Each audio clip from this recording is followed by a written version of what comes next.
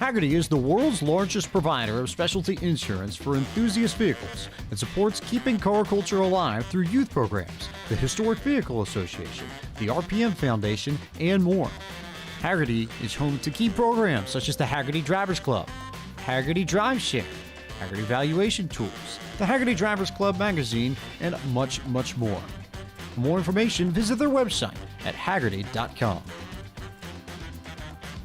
PCA Sim Racing is proud to have HAGERTY Motorsports as its 2021 title sponsor.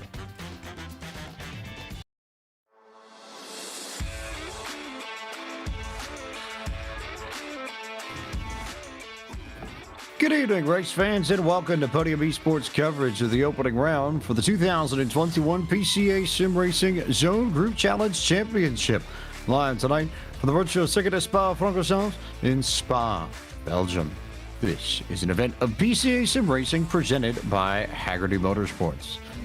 James Black, the voice of Podium Esports, here alongside Taylor Burris, Rachel Whiteford. Our producer, as always, Ryan Bauer, getting set to bring you more action from PCA Sim Racing. And Taylor, we spent a month trying to figure out which handfuls of drivers would join those who had already qualified in each class in this two-race Zone Group Challenge Championship, and now we arrive in April, and it's time to figure out which zone is the fastest.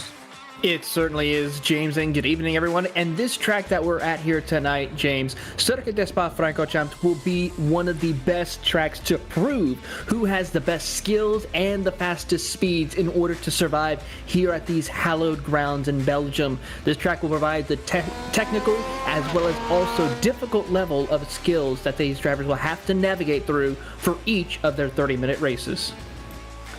And this is no easy circuit, Rachel. This is a test in every sense. It is one of the longest circuits in all of iRacing, and just a place where you cannot cheat Spa and find success. You have to be talented to win here. Absolutely. Spa-Francorchamps is an incredibly intricate track. It has fast and quick and very flowing sections. It has slow technical sections to the track that really test the drivers. It's about positioning, it's about making sure you can get the most out of your lap, because at Spa every millimeter matters. With such big long straights, those lines through the corners are everything. It is all about track position. Airflow is huge, the draft is massive, and it is very much about just racing the track. The other drivers are just in the way. There is room, though, to be fair. This is a big circuit, and at least in that sense, there is space for this field to get spread out so that these drivers can focus on racing the track, but the actual pavement itself, in most places, Taylor, tends to be pretty narrow and leads to a lot of incidents where you end up having people running over each other on corner apex and put yourself in trouble more often than not.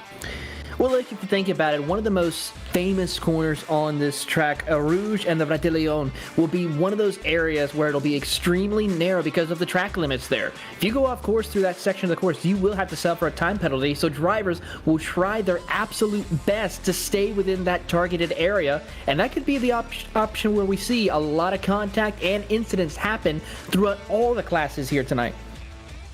It'll be tough, I think, for a lot of these drivers to figure out what is the best way to get around the Circuit de Spa-Francorchamps as we ride with some of our drivers in qualifying. We've got a few that are left taking their laps before we get set. This is Fraser Marshall out of Zone 7, the Diablo region, which covers the greater Oakland area, out of San Francisco Bay, California. So West Coast represented here. And of course, for those who aren't familiar with how we got to this point, drivers competed in the initial series of the Zone Group Challenge and then the qualifiers that we ran throughout March. And what we have here are up to 4 drivers from each zone in each class, and then the top 3 drivers, regardless of zone, in each class who qualified via the Zone Group Challenge qualifiers, of which Ryan Rapalas out of Zone 2 in the Region Total Region was one of them in this, our first class tonight, the Challenge class presented by the Z1 Dashboard. So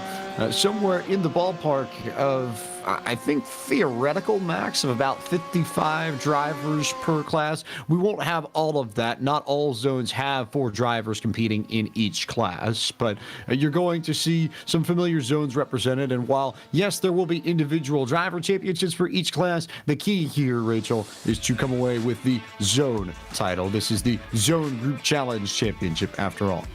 It absolutely is, of course, and that will make a big difference. And to do that, it just comes down to a simple race. It's about getting to the front.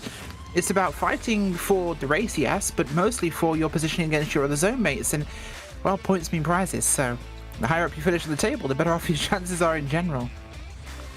And we'll wait to see which zones come to the fore. You figure Zone 1, Zone 2, Zone 5 in particular, all of them so strong in the qualifiers. We'll see if that carries over to the championship. But for now, it is time for us to take a look at the starting grid and tell you where your favorite driver will roll off, as it will be Robert Rose, fast time with a 2 minute and 12.220 second lap to take the top spot in this grid. David Palmer starts second. Third on the grid will be Stephen Kemp. David Snelling joins him on the outside of the second row. Ryan Rappelas and Volker Krebs starting 5th and 6th. Scott Rogers and Daniel Florian 7th and 8th. 9th on the grid to Robert Benson. And 10th on the grid, Taylor Burst to Kim Frick. Starting in 11th position will be Fraser Marshall, followed by Michael Bergone in the 12th position. John Bradley will start in 13th, followed by Jack Stevenson in 14th. Stacey Awada will be starting in the 15th spot, followed by Andrew McCune in 16th. Anchor Bergson will be starting in 17th, and riding shotgun David Purdy in the 18th position. Time to take a look at the second Spa-Francorchamps. This is a 4.35 mile, 7 pretty much kilometer flat circuit with 20 turns that opened all the way back in 1925, though this current layout was established in 2007. Tonight, we go for 30 minutes plus 1 lap, as we have throughout the Zone Group Challenge that you've seen as Podium Esports has provided coverage for PCA Sim Racing throughout March and now April. We will see track temps sit pretty stable. The in-sim time is May 15th, 2021. Default day for iRacing, about 9:30 a.m. local time. 64 degrees Fahrenheit air temp, 69 degrees Fahrenheit track temp. Winds to the southwest, 3 miles an hour. Humidity of 55%. As Robert Rose will lead this field through the final tight, twisty chicane and get us going. Green flag is out. And just like that, Tailbirds, we're underway with the Zone Group Challenge Championship for this challenge class presented by Z1 Dashboard. Already 3 wide as contact happens into the hairpin. Stephen Kemp gets turned around. Unfortunate for him, as we take a look at the replay to see what happened, but he got turned by another driver. Ryan Rappelos was the one who turned him around, sending him into Volker Krebs in that 053 Porsche. So a tough break for 3 drivers. Just a tough case there, and it looks like cold brakes more than anything else to me, Rachel. People just getting a little bit too aggressive on the brake pedal too early. It's possible, but I'm trying to watch this back just to kind of get an idea of positioning, but I think it was more that perhaps the 8 moved a little bit to the outside for the corner, thinking he had more space. Accidental thing. I think he turned himself around Rappelas, actually, because Rappelas didn't exactly move. His line was really consistent there. Very consistent indeed, as Rose, Palmer, Snelling Company all up at the front, but most importantly, Palmer was able to leapfrog Rose there going into the hairpin at La Sauce. So Palmer up to P1, Rose to second, and then Snelling. Rappelas is hanging out in the 4th spot, and then Scott Rogers in 5th as it stands.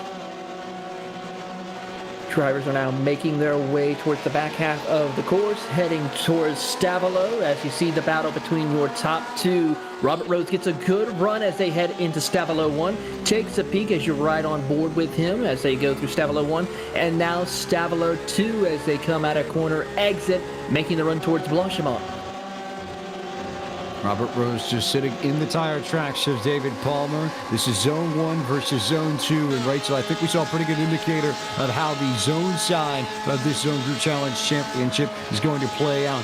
Pretty clear, I think, from our spot in the booth for all 4 races. It's Zones 1, 2, and 5, pretty much across the board in all classes that we're going to have to watch out for, as Rose tried to get to the outside to set up that inside line at turn 20, but overshot the entry to the corner a little bit, had to back off and give Palmer the spot. So Palmer will lead the first lap.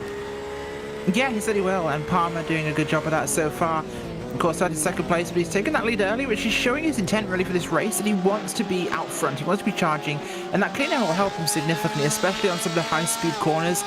Rouge Radion up here ahead, this section as we come up the old straightaway, and as they climb the hill through Rouge, which is the bottom down there, the Red River, and to Radion, the climb there. It's actually a 3-story climb, that hill. That is a significant rise in such a short distance. 3 whole stories, that is massive.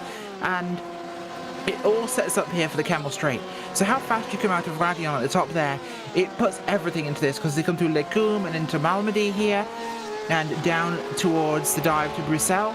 And we have another corner here that's unnamed, but I'm going to share you a little nugget here from RaceSpot TV, which is where I started out my commentary work here, of course. But look at the corner here. This corner down here, the one that's unnamed, we call it Cow Corner. Why? There is a work shed on the outside of the corner there, which has a small junction box in front of it. It makes it look like a cow.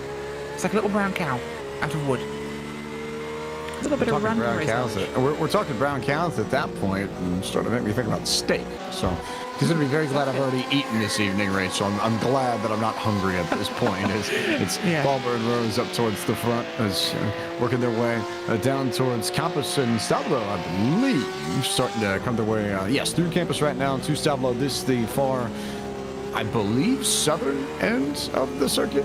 Taylor. I would have to agree with you on that as well. Actually, it's the southern end of the circuit right now. They're coming out of the final sector right now, heading towards Blanchimont. And this corner right here is another area where you feel like you can carry a lot of speed, but you actually got to lift off the throttle in order to make it. Otherwise, if you go a little too wide, like we see Robert Rose, a little farther off, he would have had to serve a time penalty. So he has to make sure he hits his mark as they now enter the bus stop chicane. Locks it up a little bit right there as he's trying to keep on there. Gets right on the back bumper of our race leader, David Palmer, and then back at it again as they make the run towards the hairpin. The hairpin at La Source before they go down the straightaway and then towards Eau Rouge and Radion, which I think a lot of people tend to screw up. And Rachel, I'll come back to you on this because I think it's worth hammering home since we're going to talk about it a lot tonight. That, as you said, Eau Rouge is the bottom left-hander, and then you sweep up to Radion, which is the right-hander. No, is it back to left because you go left, right, left? Because I can't even do directions, but the top half of the hill. I got you here, Pike. Eau Rouge is the initial right, so the initial left at the bottom and the kink back. Radion is the right, followed by the quick left there. Contact! Oh, yes, contact. Rose goes round and off the track. Robert Rose bounces off of David Palmer, and that will very quickly bring him into the battle for the race lead. We'll take a look at the replay and see what happened as they come down the Camel Straight. There was contact as they entered Lecombs, and we'll see what happened between Palmer and Rose entering the corner as Rose goes wide, tries to set it up, and I almost wonder if this is what I think it is. And yeah, that's exactly what I thought it was, that Rose was trying to turn down and pitch Palmer, and I think he just turned down a little bit too much and bounced off of Palmer's Porsche 911 RSR and ended up around and off sideways in the grass near the corner. Yeah, just 2 cars going for the same spot by the looks of it. So unfortunate for Robert Rose, who's dropped back all the way to 6th position right now, James. He's under heavy attack, though, right now from Daniel Florian in the 911 Porsche. As you're on board with Florian now, they're coming out of campus, heading to Stavelo. As they work through Stavelo 1, you see Florian trying to find a way to see if he can get around the former race leader. Everybody working their way around as Palmer and company continue to lead this group. It's Palmer, then Snelling, then Rapalas, then Scott Rogers and Robert Benson, who had the best battle amongst the top 5. And Robert Rose is now slid to just in front of Daniel Florian. You see it on your screens here. These two working their way towards the final chicane right before you hit the start-finish line here at Spa, as these two will get on the brakes and try and work their way through that corner. We now shuffle a little bit further back to Kim Frick, who's actually not terribly far off of Michael Burgoyne. This for 12th and 13th, and Zone 6 in action here on behalf of Burgoyne out of the Oregon region, which covers the greater Portland area. Frick part of the Niagara region, and that northeastern Zone 1, which should play very prominently in determining who wins the Zone Group Challenge overall. Absolutely. I think the Zone 1 is going to be our biggest one because we have so many people from that whole Zone 1 region that it makes a really big pool for drivers there. Some of the zones perhaps a little bit smaller, so there's a better chance of winning there.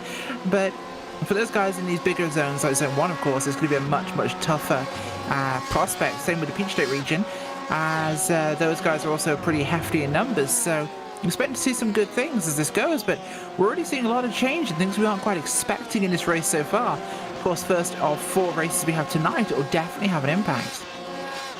3 more races coming up over the course of the evening, so this only the first of 3. This is the challenge class presented by Z1 Dashboard, but we'll have the sport, club, and pro classes in that order also competing as we now ride on board with Robert Benson out of the Rennsport region, Zone 1. So no surprise to see Zone 1 in another good position in this race, and I have a feeling we'll be calling her name a lot tonight, Taylor. Certainly so, because James was calling the PC for quite some time. The Rennsport region has had a couple of champions in the past, so it's good to see Zone 1, the Rennsport region, as well, showcasing their talents here tonight with a top 5 run for Robert Benson. William Levesque, the man you are thinking of. I am. I figured.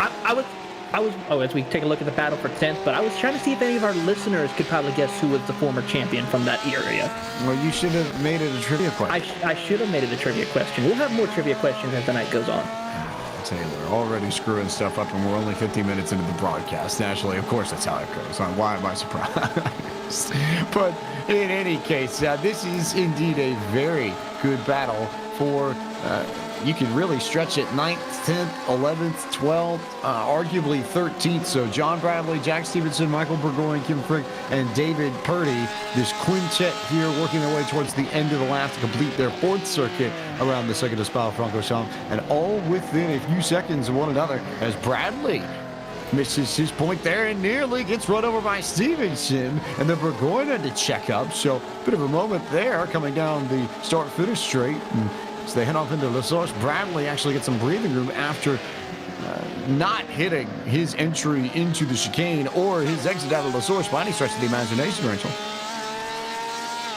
Yeah, it absolutely does. And it's like I said, it's some really tricky sections. That section there, La Source, that first corner is actually one of the trickiest corners, of course, one of the lowest speed corners we have here at Spa. And especially after this big sprint down and start finish line there, it could affect it for the drivers. But we're going to see some movement here in this 10th position battle here on Kemmel. And you'll always see passing on Kemmel Straight always a lot as they dive here into Lecum up ahead of us. Which this section is used to be where the old circuit, the old Spa before the 60s, used to continue. That road to the left there, that's where it went straight on and disappeared off into the distance. It went there, we see that dirt road on the side and took off to the left. That's where the public roads actually are in this area. In fact, part of this track is a public road during parts of the year, but the old circuit used to go off for another 10 miles and running round the Belgian hills.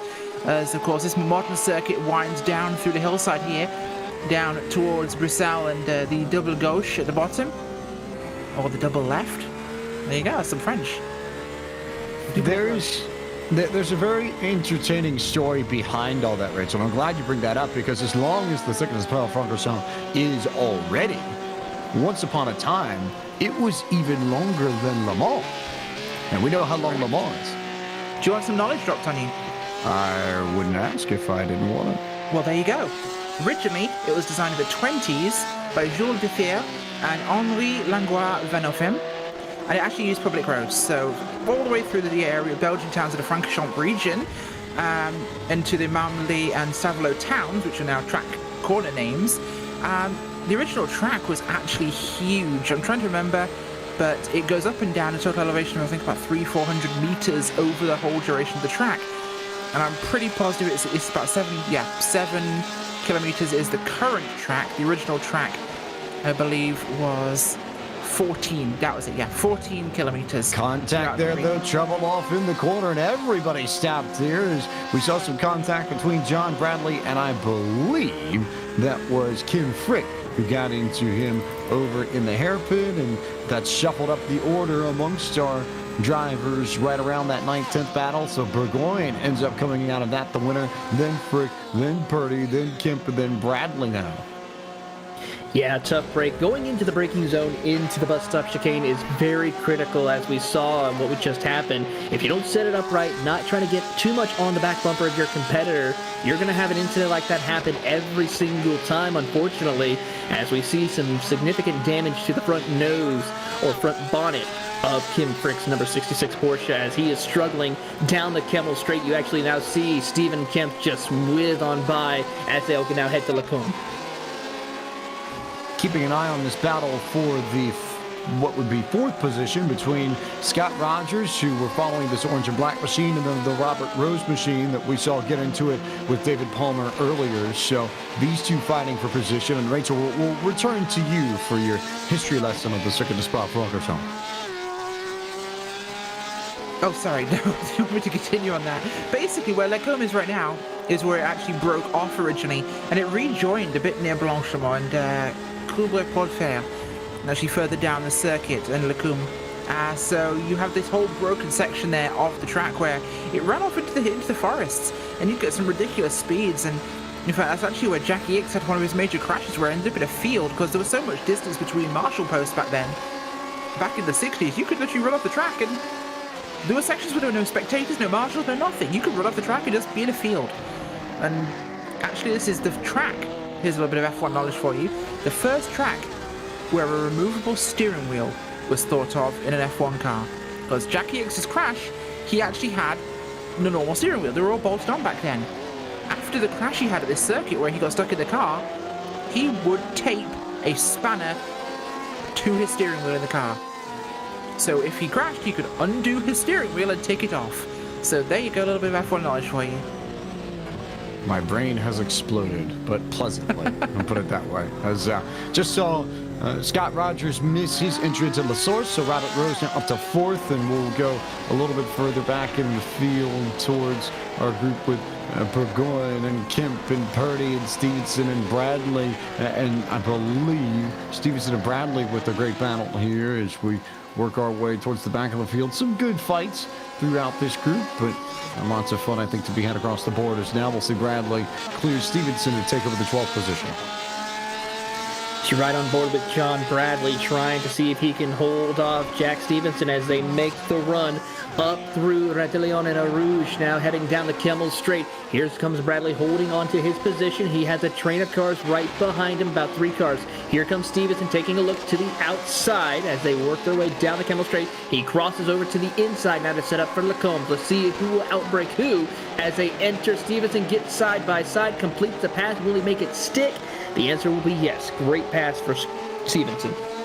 Great work for Stevenson, and as Jack Stevenson completes the move to go off the P12, we will take our first midway race break of the evening, which for this challenge class is brought to you by the Z1 dashboard, which now has version 2021.1 out, just released, and it comes with the new Z1 Designer. The Z1 Designer lets you create your own custom dashboards for use with the Z1 dashboard. And in addition to the almost 200 standard car dashboards, track maps, standings, and specialty displays, you can add your own custom designs, placing the data where you want, exactly how you want it. The Z1 dashboard also takes care of the engineering and strategy for you. Where your competition is, where you should pick, how much fuel you need, who's in front of you, behind you, what the weather is like, whether or not you're gaining or losing the other drivers. All of these questions are answered by the Z1 dashboard, which you can use to maximize your on-track performance. Remember to use the discount code PCA21 to get a 15% discount on either the standard or the track license. Use the Z1 dashboard to examine your laps and make it an essential tool to becoming a faster driver today. To find out more, visit www.z1dashboard.com. David Palmer is your race leader out of the Upper Canada region, covering the Greater Toronto area and most of Ontario. That's a Zone 1 car there, and they will be happy to get off to a good start. Right behind him, about 3 seconds back, David Snelling out of the Northeast region, covering the Greater Boston area, home base for iRacing, which is the simulation we're using tonight. Also out of Zone 1, he's there too. Robert Rose out of the Shenandoah region in the Commonwealth of Virginia. Top driver from Zone 2. He's rebounded after his contact with Palmer to get up to P3. Fourth is Ryan Rapalaz out of the Louisiana region, covering The greater Philadelphia area in Zone 2. Rapolas trying to work his way up towards the podium. Fifth right now. Out of the Rocky Mountain region is Scott Rogers that will cover most of Denver, Colorado Springs, Fort Collins, Cheyenne, that sort of area right between the eastern part of Colorado, touch of Wyoming, a little bit of Nebraska in there. That's the Rocky Mountain region. Daniel Florian rides in 6th. He's out of the Carolinas region and the top running driver in Zone 3, which covers most of the southeast, save for Florida. 7th. In this race at the moment is Robert Benson, part of the Red Sport region in Zone 1, covering the province of Quebec. 8th in this field at the moment is Fraser Marshall out of Zone 7, top runner from the Diablo region and from the Golden State. Diablo region, of course, covering the greater Oakland area, East Bay of California. 9th belongs to Stephen Kemp out of the Lordstown region. The state of Minnesota is where he calls home and covers Zone 10. And then 10th, Taylor Burns, is Michael Burgoyne out of the Oregon region, which covers the greater Portland area and Zone 6. One of our biggest movers since the drop of the green flag, David Purdy from the Peach State region, Zone 3, started in 18th, has moved up to 11th position, so a great run for him so far. A little further back from the Chicago region, Zone 13, Jack Stevenson in the 12th spot. If you go about 7.5 seconds back, you'll find Stacy Iwata from the Canada West region, Zone 6, as he's trying to hunt down and work his way up through the field. 14th, we talked about him earlier, John Bradley from the Ohio Valley region, Zone 4. He's got a little bit of damage to the wing of his Porsche, but he's still going to continue fighting to get every point that he needs to help win the zone championship. Kim Frick from the Niagara region, Zone 1, one of the strongest zones in the PCA Zone Group Challenge Championship. He's in the 15th position. 16th, Anchor Birdsong from the Northeast region, Zone 1 as well, trying to represent his group. Car 248 is 16th. 17th is Andrew McCune from the Rocky Mountain region, Zone 9 in 17th spot, car 55. Rounding out the rest of the field, he is still in the pits. Volker Krebs is 18th. And that concludes our midway race break for the Challenge class of PCA Racing, which is brought to you by Z1 Dashboard. Once again, you can use the code PCA21 to save 15% off of your next purchase when you visit their website at z1dashboard.com. David Palmer stretched it out to a 3.3 second lead over David Snelling in this Challenge class race, but best battle on track at the moment. We'll go back to P3 because Ryan Rapolas has a rearview mirror full of Robert Rose. Yeah, he really does. And Robert Rose is coming back after his little bit of a spin earlier, and Rapolas is going to have to work hard here to try and keep him away from him right now. Robert Rose has had great speed so far, and his qualifying was quicker by over a second. That is significant in these groups of drivers as he gets through easily there as they actually come up through Molchemont? Yeah, sorry, my brain was working backwards for a second. Into the bus stop chicane now.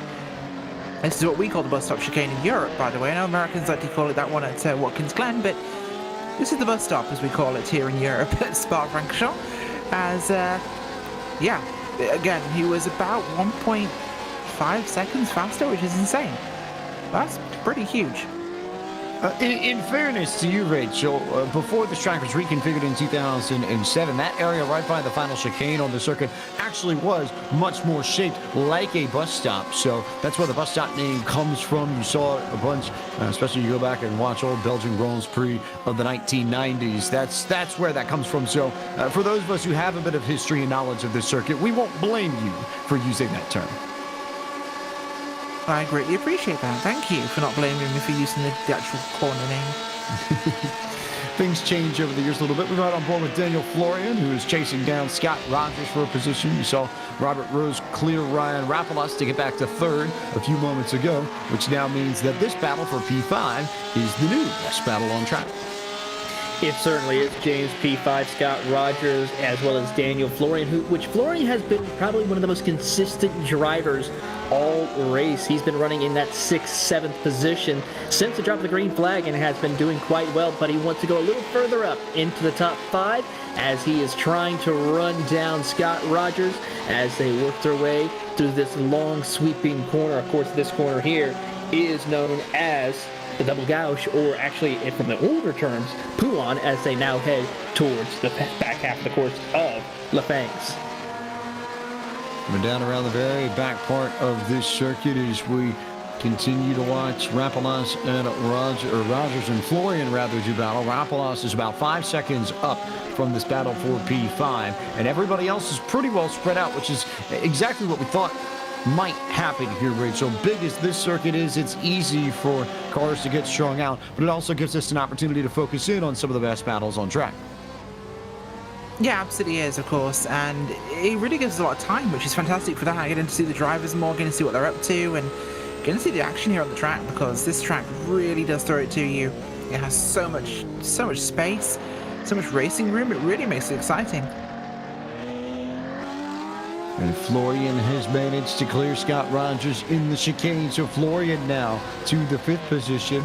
We'll look to see if there are any other solid battles on the racetrack at this time. The next closest battle, and Florian can start gapping Rogers, incidentally happens to be the very next battle behind the Florian and Rogers machines. That would be with Robert Benson and Fraser Marshall. They now go on board with Marshall as he works his way through La Source, and you see Robert Benson not too far up ahead in the distance in his slightly deeper blue, almost an indigo Porsche 911 RSR.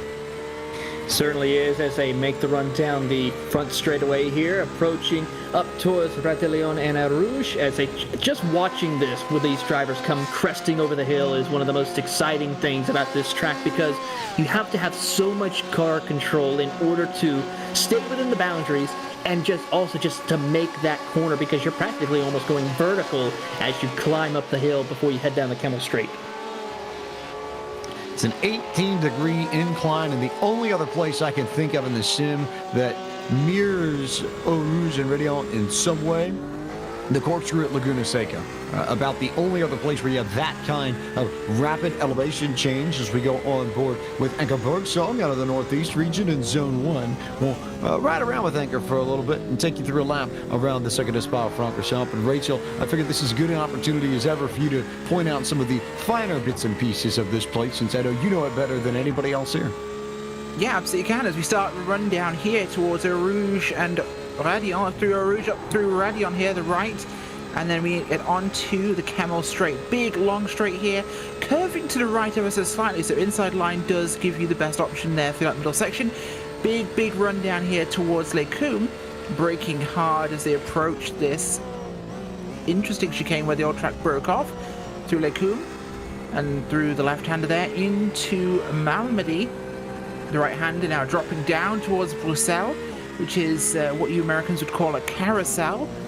180-degree corner as it drops down the hillside. Big elevation change here through the unnamed corner, or cow corner as I call it. Look on the right of your screen there at the little shack. It looks like a cow.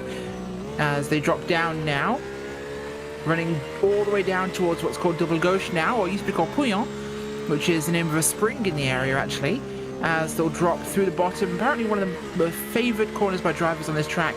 Pouillon is a really exciting corner now, dropping down towards the next section, Les Fanges, also named after an area in the region. We'll drop down through this fast but also pretty tricky 90 degree chicane there. Big wide one, of course, into Campus. The first of two right-handers here they'll face. Into Stavolo now, which is a big one set up for speed. You'll have to run wide here to gain maximum effort from this one. And he's coming up behind another car here, which will give him a big advantage. And down the Couple Paul Fier as they come into one of the first corners here. They're set up before Blanchemont. Big corner here. This is Blanchemont. Maximum speed required through here. Carry as much room as you can. Use as much speed. Dropping down now into the bus stop chicane here for the final section on the modern lap. Big braking over those curbs. Clump both of them. I've seen Porsches tip over here in the past in sim races. There's a big dive there onto the brakes as they come out of the corner. Overextended slightly there as it'll run down across the line into La Source, the first corner, because we missed it last time.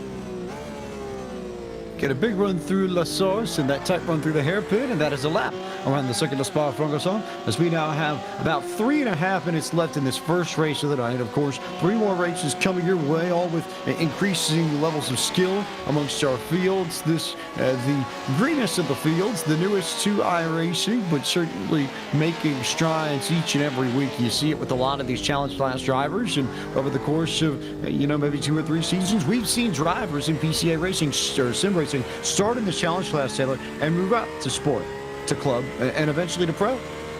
We certainly have, and of course some of these drivers could be future champions of the PCA Sim Racing Series.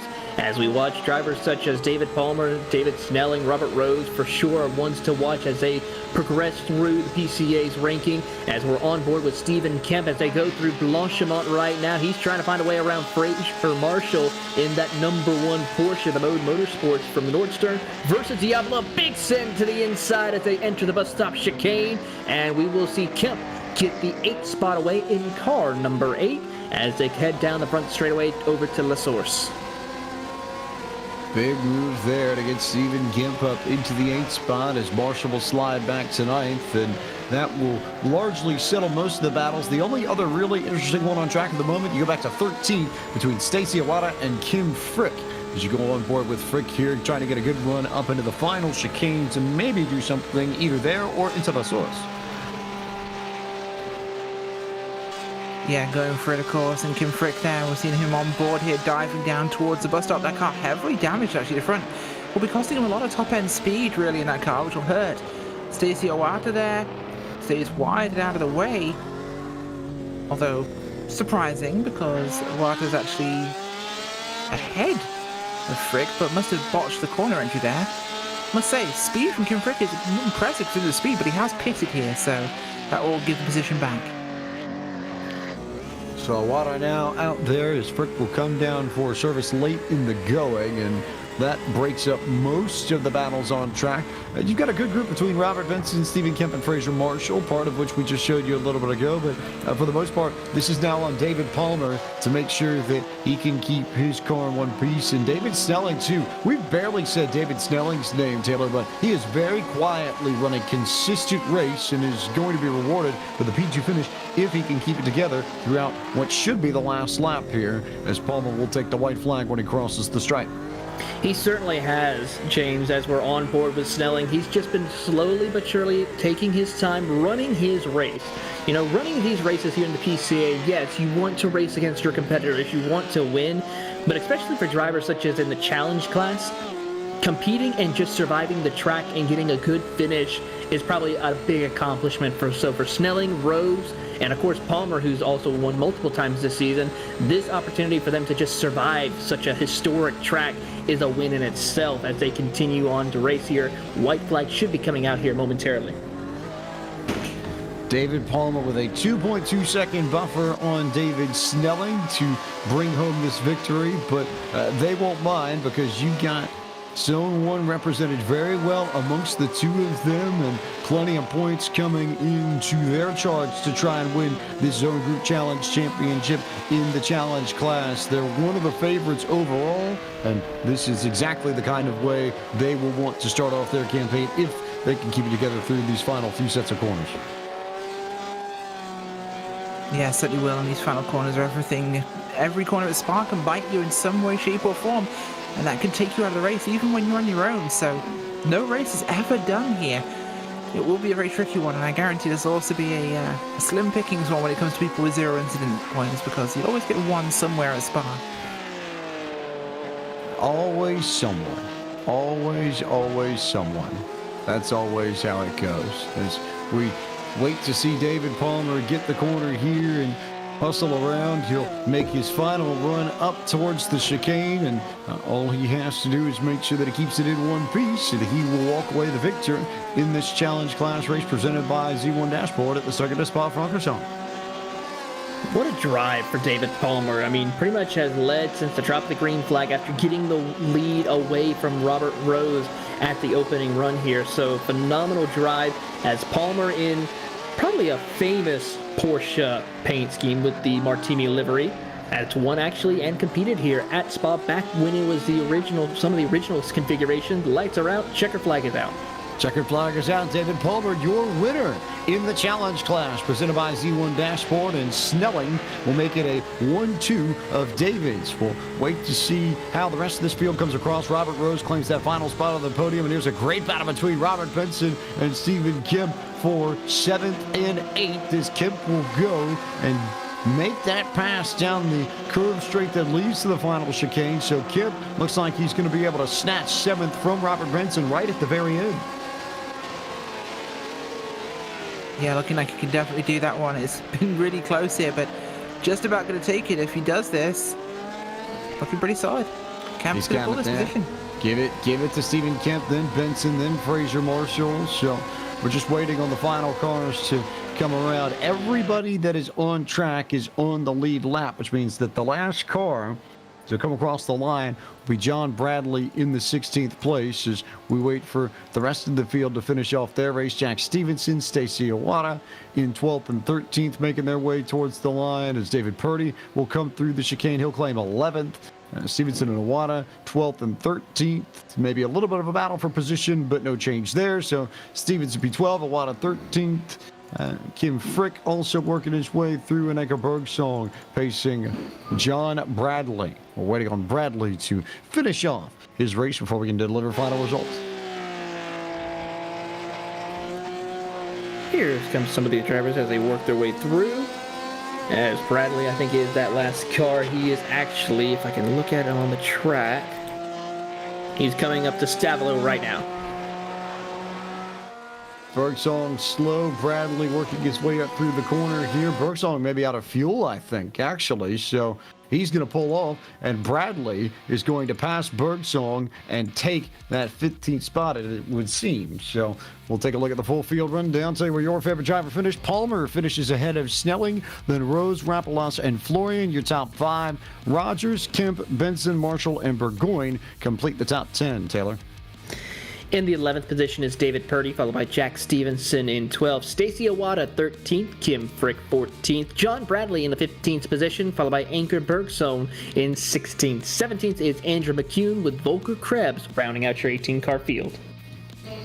So there is your full field rundown for this first leg of the first round of the Porsche Club of America Sim Racing Zone Group Challenge Championship at Spa-Francorchamps. That race presented to you by the Z1 Dashboard and PCA Sim Racing presented by HAGERTY Motorsports. We'll take a quick break and be back with the sport feature in just a few moments.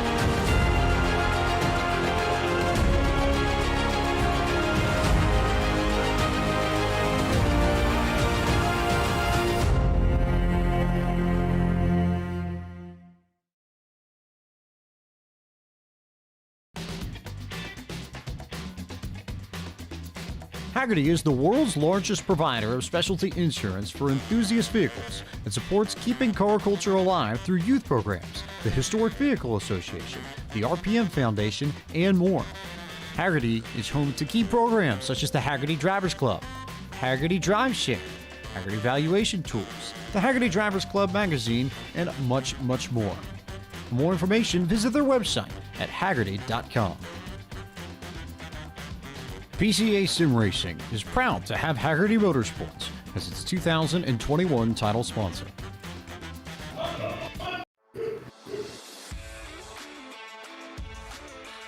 Welcome back to Podium Esports coverage of the Porsche Club of America Sim Racing Zone Group Challenge Championship live from iRacing's virtual circuit of Spa-Francorchamps in Spa, Belgium. James Pike, Taylor Burris, Rachel Whiteford, and Ryan Bauer here to bring you all the action as we get set for our sport class, which is presented by Pirelli. Here's your starting grid. Dave Craig with a 2:12.678 to take top spot over Donald Binkley. Aaron Ambrosino and Paul Solk will start in the second row. Fifth on the grid is Thomas Lalai. Gregory Sampson rolls off from 6th. Okugo Ralph, George Markadakis, Jeffrey Lint, and Adam Gerling complete your top 10.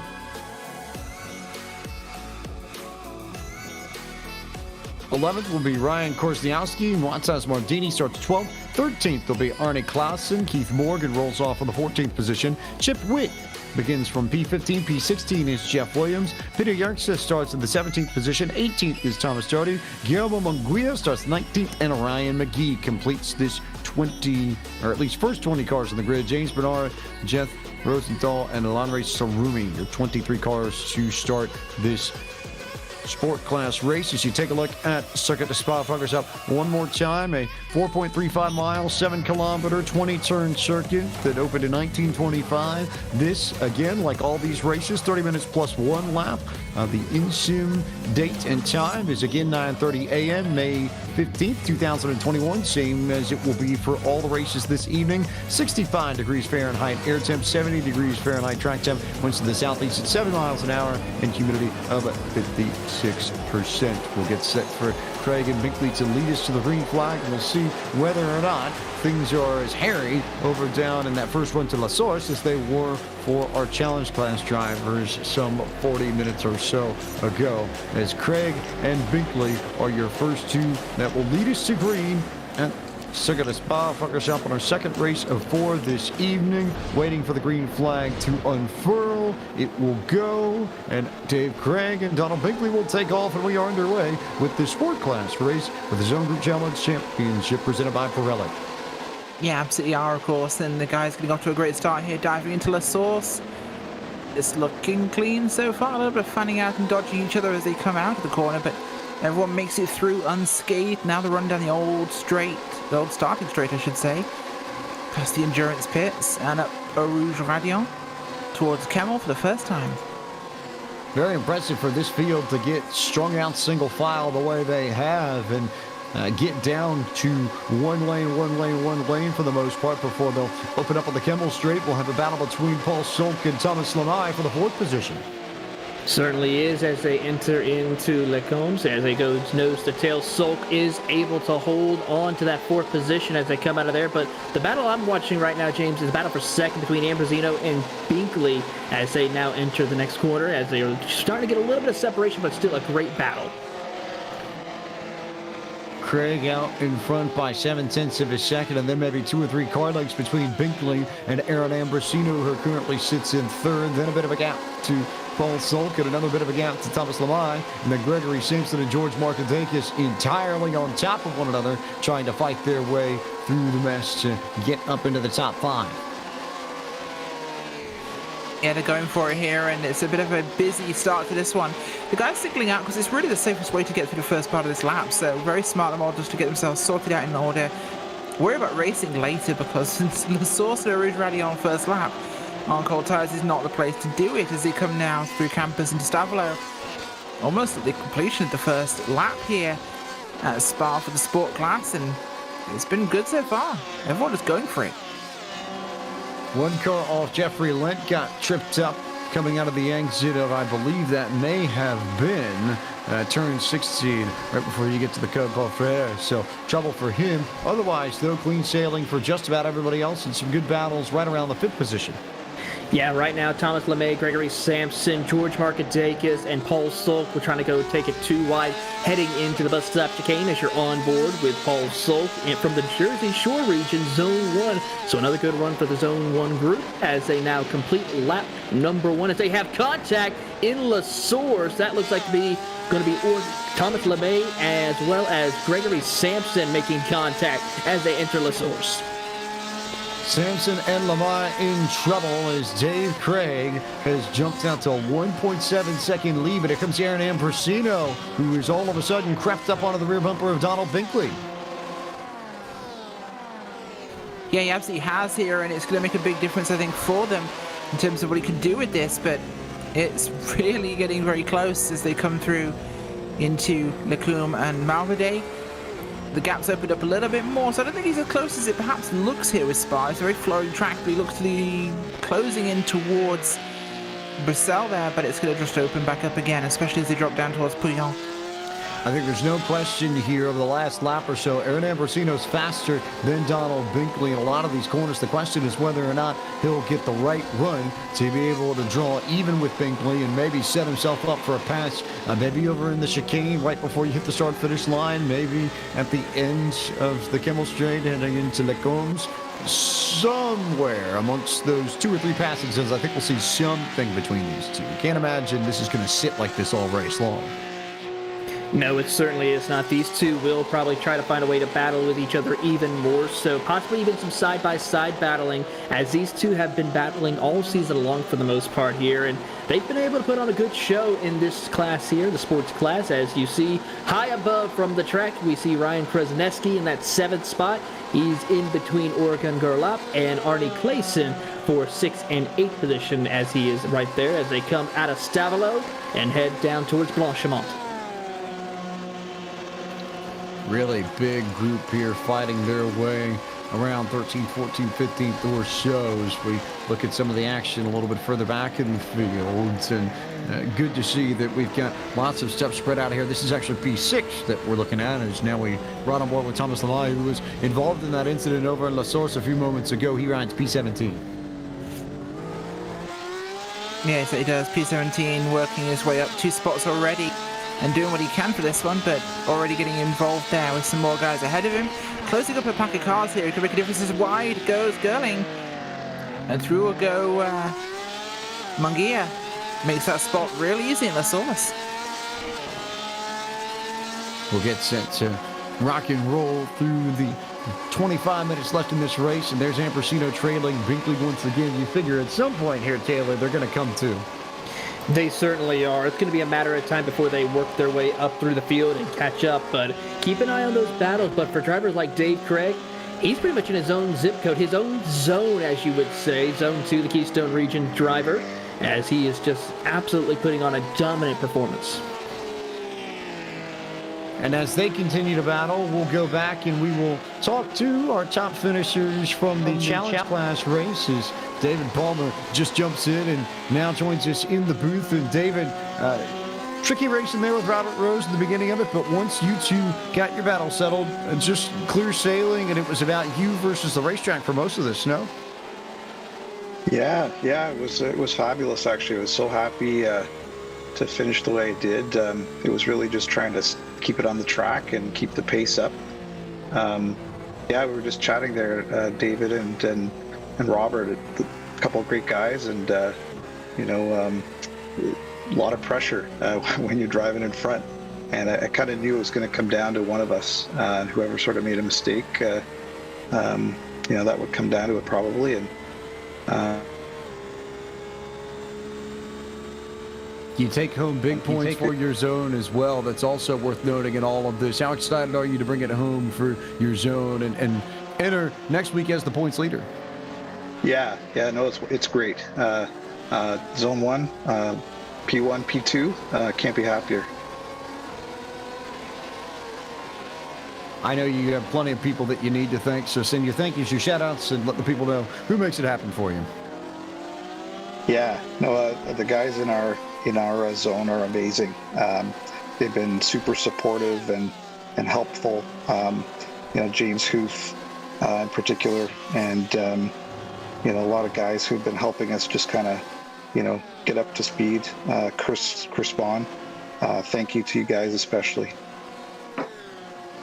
David Palmer, congratulations on your victory in the challenge class. We'll see you at Road Atlanta next Friday night. All right, thank you. We turn from David Palmer to David Snelling, and from one David to another, we take it to Taylor Burris, who will chat with our runner-up in the challenge class race. Here with David Snelling coming home in second place. David, a great performance, just couldn't catch up to Palmer towards the end. Your thoughts on your run here today at Spa? Yeah, definitely very happy. Quali was critical, it seems. There was definitely some incidents behind, so super important to kind of just get in front of all that and try and just stay clean. Obviously, even in front with Robert and Palmer getting into it and stuff, Robert had a bunch of guys with great pace. So, my hope was to just kind of stay clean and stay safe and maintain my pace and see how it turned out. Your thoughts on the Zone Group Championship, because that's the one that everyone wants to win. The bragging rights of your respective zones. Your thoughts on having a 1-2 for your zone. Yeah, definitely. And thanks to Chris Brown for spotting, letting me know who was in which zone, so I could, at least, I was going to try and hunt down Palmer too aggressively. Not much to gain there. Happy to see him out in front, and I know he's generally faster with me than anyway from the earlier zone races. So I was just happy to make it through the championship and to be up on podium right behind David is fantastic. Well, anyone you'd like to say thank you to, David, before we let you go? Yeah, certainly already did. Chris Braun, appreciate that. And then before for delivery, Gunner Racing for the original design that we copped and put on the car. So appreciate all that.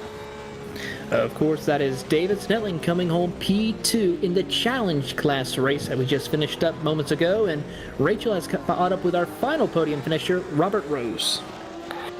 Robert, very busy race for you, of course, out there on the track. You started out towards the front foot on pole, and things didn't quite balance out the way you wanted.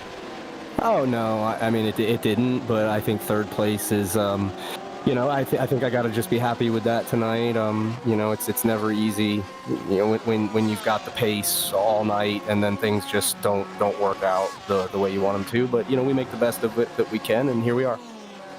Absolutely. Best attitude to have in this sort of thing, of course. More races to come. Your hopes for more successful finishes and higher up, of course. But oh, yeah. Yeah, I mean, I think it's, it's a very short series. I mean, 2 races for all the marbles doesn't leave a lot of margin for error. But again, it is what it is. We'll just make the best we can. I think we'll all just have to buckle down for the next week and see how we go when we get to Atlanta. Best way to look at it. Robert Rose, anybody would like to give it a quick shout out to before you go? Yeah, I mean, first, again, as always, the PCA Sim Racing guys, everybody involved, Race Control for doing what they do and keeping an eye on everything. HAGERTY Motorsports, Z1 Dashboard. Obviously David D. Palmer and David Snelling tonight. I mean, they didn't make any mistakes. I was trying to reel them in, and they just kept their foot in it and never made any mistakes. So it was a tough hill to climb. Tonight, I really want to thank my wife and my 2 kids. I know they root me on all the time. They make room for me in our lives to be able to do this. So a big shout out to my wife Amy and my 2 kids. And we'll be looking forward to Atlanta. Awesome. We'll look forward to see you there. Thanks for joining us. Thank you. Rose coming home today in 3rd place. Thank you very much. There's your podium from the challenge class race. We'll turn our attention back to the action here in this sport class race as Donald Binkley and Aaron Ambrosino have held that gap in 2nd and 3rd. We've been watching that as we went through our podium for the challenge class. And Ryan Korsiowski and Keith Morgan, another really good battle. And then you've got the train from about 10th on back of Matas Martini, Chip Witt, Peter Gyurcza, Guillermo Maguia, all of them fighting for position just on the fringes of the top 10. Ooh, trouble right now for Donald Binkley. He lost it going into La Source. Gathered it back up. That'll move Aaron Ambrosino up into that 2nd place now. So a mistake costly for Donald Binkley. As we take a look at the replay, you'll see Binkley coming out of the bus stop, working his way. He actually pulled a little bit of a gap over Ambrosino, but as soon as they enter the braking zone into La Source, car gets a little bit of wheel hop, loops it around, and around he goes. Unfortunately, catches it back up and continues on his way, but drops back to that 3rd position. There have been larger slides, but that slide was just enough to where Ambrosino could take away second from Binkley. So that's where that comes into play. And now it's Ambrosino who has the incentive to try and drive away from Binkley. Those two were even it up on lap times that I'm not necessarily convinced that Binkley will have an opportunity to get back up to Ambrosino unless Ambrosino makes a mistake as we go on board with Arne Clausen, who is chasing down Orgun Garaut for the 6th position. He's going for it and trying to do what he can to recatch his spot up there. You can see him closing that gap under the Vodafone Bridge there and really getting tight into this one as they drop down now through Pouillon. Big fast double left there, kicking him out the bottom of the corner like a roller coaster ride all the way down that hill. Really going for it as this thing is absolutely spicing up. We've got a lot of closer action this time by. A lot of good tight battles across this field, and I think a few more that we had in the challenge class. You've got Grump and Clausen. You've got this one with Peter Yuxa and Chip Witt that you're seeing on your screens now. There's Thomas Lamaya and Thomas Doherty fighting for position as well. And then Binkley, who's now fallen into the clutches of George Markadakis for the 4th spot. So what was a battle for P2 may end up becoming a battle for P3 for him before too long. Yeah, Grease Lightning is actually trying to get around. He gets a good run, locks it up, though, as they enter into the bus stop chicane, as he tries to get on the back bumper of Donald Binkley. Gets it a little bit loose, loses that time that he gained, and has to do it all over again as they make the run to La Source. All that time gained, all that time lost. Markadakis with a great run there on Binkley through the final chicane as Clausen will try and get a decent run on Orgun Garaut and company.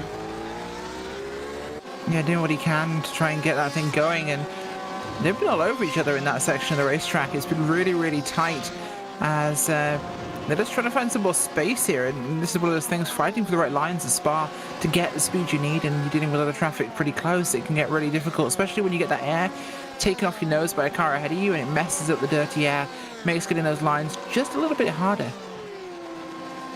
Can make things just a little bit trickier as you see some of the great shots provided to us by Dougie Beard. Cameras aplenty here at the circuit of Spa-Francorchamps as we now go on board with Adam Gerling, who sits in 14th but is just behind Guillermo Monguia for the 13th position. You're on board right now with Adam Gerling as he now is trying to work his way up through the field. There's Guillermo Monguia from the Peach State region. The Peach State drivers not having the best of runs here in the Zone Group Challenge Championship. We'll have to keep an eye and see if they're going to be able to do it. As we see one car go off, that is actually going to be Adam Gerling. Gerling, who just went off right there, gathers back up, has a lot of gravel on his tire. It's going to be difficult for him to try to maintain control. Remember, recently, iRacing made an update for the tire specs of these GTE cars, so the car is going to be handling a little bit differently now. And that'll drop Gerling from the 14th position to the 16th position as we'll take a moment to bring you our second midway race break of the evening, which for this sport class is brought to you by our partners at Pirelli. Founded in Milan in 1872 and a global brand known for its cutting-edge technology, high-end production excellence, and passion for innovation that draws heavily on its Italian roots. Pirelli is among the world's major producers of tires and is an OEM supplier to Porsche. Find out more about Pirelli by visiting their website at Pirelli.com. It's another Dave show here at the front. Dave Craig is the man in control from Zone 2. The Keystone region is where you see our race leader. He is out in front by 7 seconds over the man in second, Aaron Ambrosino, out of the Hudson Champlain region. And maybe not a surprise again, Zone 1 versus Zone 2 going at it for the title. At least early on in this, as Donald Binkley runs in third, Zone 3 in the Music Stop region, is who he represents, Nashville area, if you need to be precise. Fourth, out of the Metropolitan New York region, is George Markadakis in that red, white, and blue Porsche 911 RSR. Doing a nice job in the top 5, as is Paul Solt out of the Jersey Shore region, P5, and in good shape. Zone 1 picking up a tremendous amount of points in this sport class feature race. 6th is Orgun Garaut out of the Rally Sport region in Zone 4 of the PCA. Just behind him on the racetrack, Arne Clausen out of the San Diego region in Zone 8. He rides in the 7th position. 8th at the moment belongs to Ryan Korzeniowski of the Rocky Mountain region and Zone 9, a little bit further inland in the Centennial State, Colorado. 9th is where you'll find Keith Morgan out of the Central Indiana region, covering the greater Indianapolis area, and Zone 4. And 10th is Montez Martini, another Zone 8er, Southern California, the Orange Coast region is where he calls home. Taylor? Peter Yerxa is in car 54 in 11th position from the Down East region, Zone 1, as he is one of the first Zone 1 drivers outside the top 10. 12th from the Redwood region, Chip Witt, Zone 7 in that 12th position, trying to run down Peter as they come up to 13th. Guillermo Munguia from the Peach State region, Zone 3, as he's working his way through in 13th position. Thomas LeMay has had some struggles in the early part of the race, but he runs 14th right now. The Zone 1 Northeast region driver in the 701 Porsche, trying to get back where he was earlier. Thomas Doherty in the 15th spot, car 59 from the Central Indiana region, Zone 4, having a quiet night as he's trying to work his way up through the field. We just touched on him briefly. Adam Gerling from the Metropolitan New York region, Zone 1, got involved in a little bit of an incident where he went off track, gathered it back up. He sits 16th. Jeff Williams from the Rocky Mountain region, Zone 9, is in 17th position, trying to chase down Gerling. And then in 18th, Jeffrey Lynn, car 22, from the Hill Country region, Zone 5, having a tough break right now, but still trying to see if he can continue to fight through the field. Next up in the field right now is car number 944, Ryan McGee in the 19th position, Nordstern region, Zone 10, as he started in 9th, having a tough break. In the 20th position is Jeff Rosenthal, car 713 from the Yosemite region, Zone 7, as he's working his way through the field. Lonray Sarumi is 21st from the Chicago region, Zone 13. 22nd is James Bernard, car number 4 from the Alaska region, Zone 11. And then Gregory Sampson is in pit road in 23rd. And that completes your full field rundown in your midway race break for the sport class, which again is brought to you by our partners at Pirelli. Find out more about them by visiting their website at Pirelli.com. Pirelli, power is nothing without control. Dave Craig gets his lead up to 8.2 seconds over Aaron Ambrosino, but the best battle may well still be George Markadakis and Donald Binkley for P3. Another good one between Arne Clausen and Ryan Korzeniowski for the 7th position. Those two are your best fights on track at the moment, Rachel.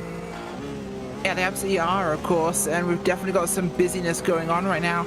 Korzeniowski himself, we're looking at him right now, P8, looking for Arne Clausen ahead of him, the 242 car, as they're racing now down through campus towards Stavolo here. End of what's going to be lap number 9 for them in this race today. And the gap has been closing steadily for Korzeniowski, so it's definitely pulling that gap in, of course. They've got a girl up ahead of them as well in the 17, but that gap, we'll have to see what happens with that one. Keep our eyes peeled to see how things shake out, as it is still Dave Craig in control, and Markadakis has managed to open it up on Binkley a little bit. Same for Klassen and Ryan Korzeniowski, and now Peter Yerxa and Chip Witt beginning to get into a good battle of their own as we just sort of float through the field to see where the best battles might be on the racetrack. Looking through the field right now, have to one to talk about outside the top 10. Probably Thomas Doherty, Thomas LeMay. The two Thomases going at it. This is for the 14th position. They just came out of the bus stop chicane. Let's see if Doherty can maybe try to find a way. He takes a peek, not close enough to try anything heading into La Source, but is able to get a good run out of there. Still going to be about 0.4 of a second separate the two drivers as they begin to make the climb.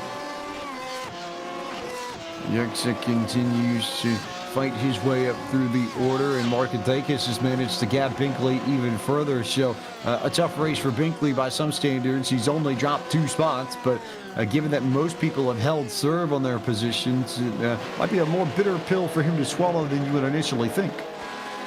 I agree. It's going to be a really tough one for him, of course, and this race has not turned out the way he would have wanted it to. It's definitely going to change things, especially with this being such a short section of the actual championship overall. No time to make up any sort of ground whatsoever. It's this, and then we're at Road Atlanta next Friday night, and that's it. Once we hit Road Atlanta and wrap up proceedings next Friday evening, we're done until the beginning of Series 6 at the end of the month. It's hard to believe how fast time flies when we're having fun, and the PCA is always having fun with their many different series. Of course, we are looking forward to seeing what the Zone Group Challenge Championship will become once we finish up here at Spa, and then, of course, head back to the States for Michelin Raceway Road Atlanta. But I think everyone's looking forward, though, James, to Series 6 and seeing who are going to be some of the new faces and those who are returning to battle it out for their championship classes.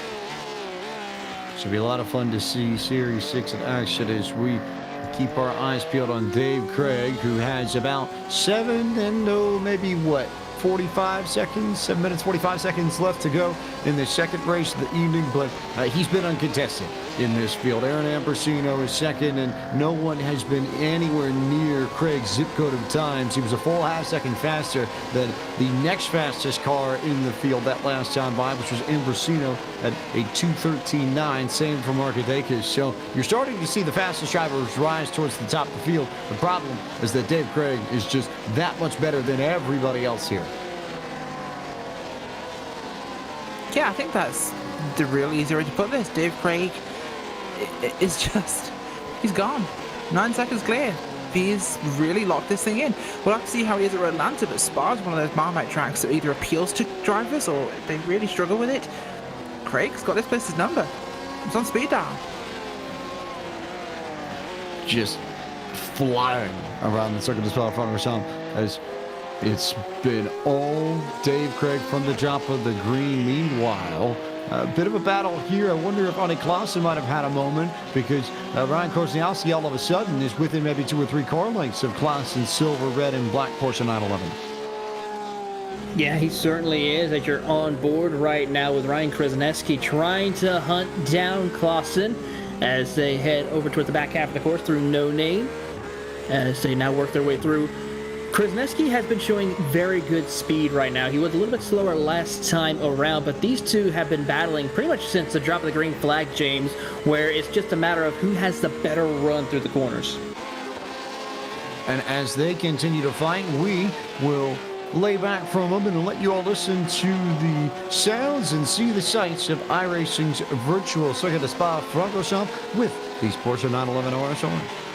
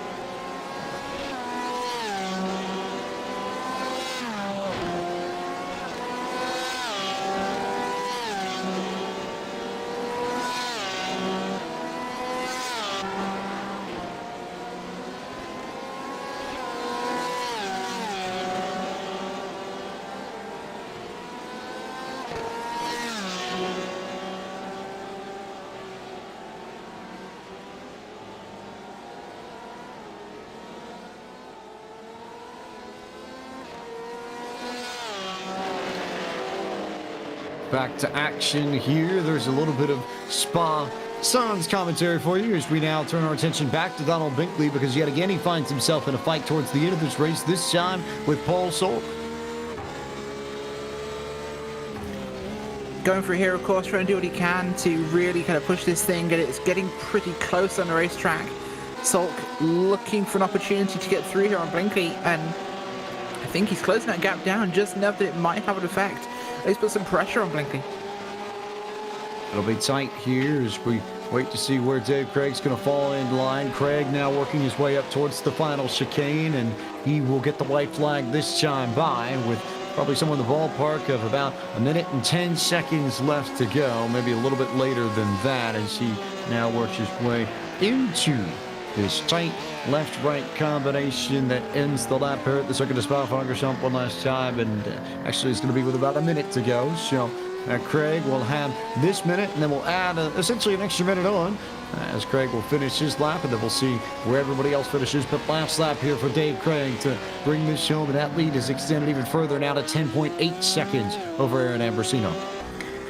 Taking a look right now at probably the closest battle is the battle for fourth between Donald Binkley and Paul Solk, as you're actually on board with the Jersey Shore Region Zone 1 driver Solk, as now Binkley is holding off as they come out of the source. A little bit of a lockup though for Solk, as that will cause him to go wide and allow Binkley to pull away as they work their way up through Rouge and De Leon and head down the Camel Straight for the final time.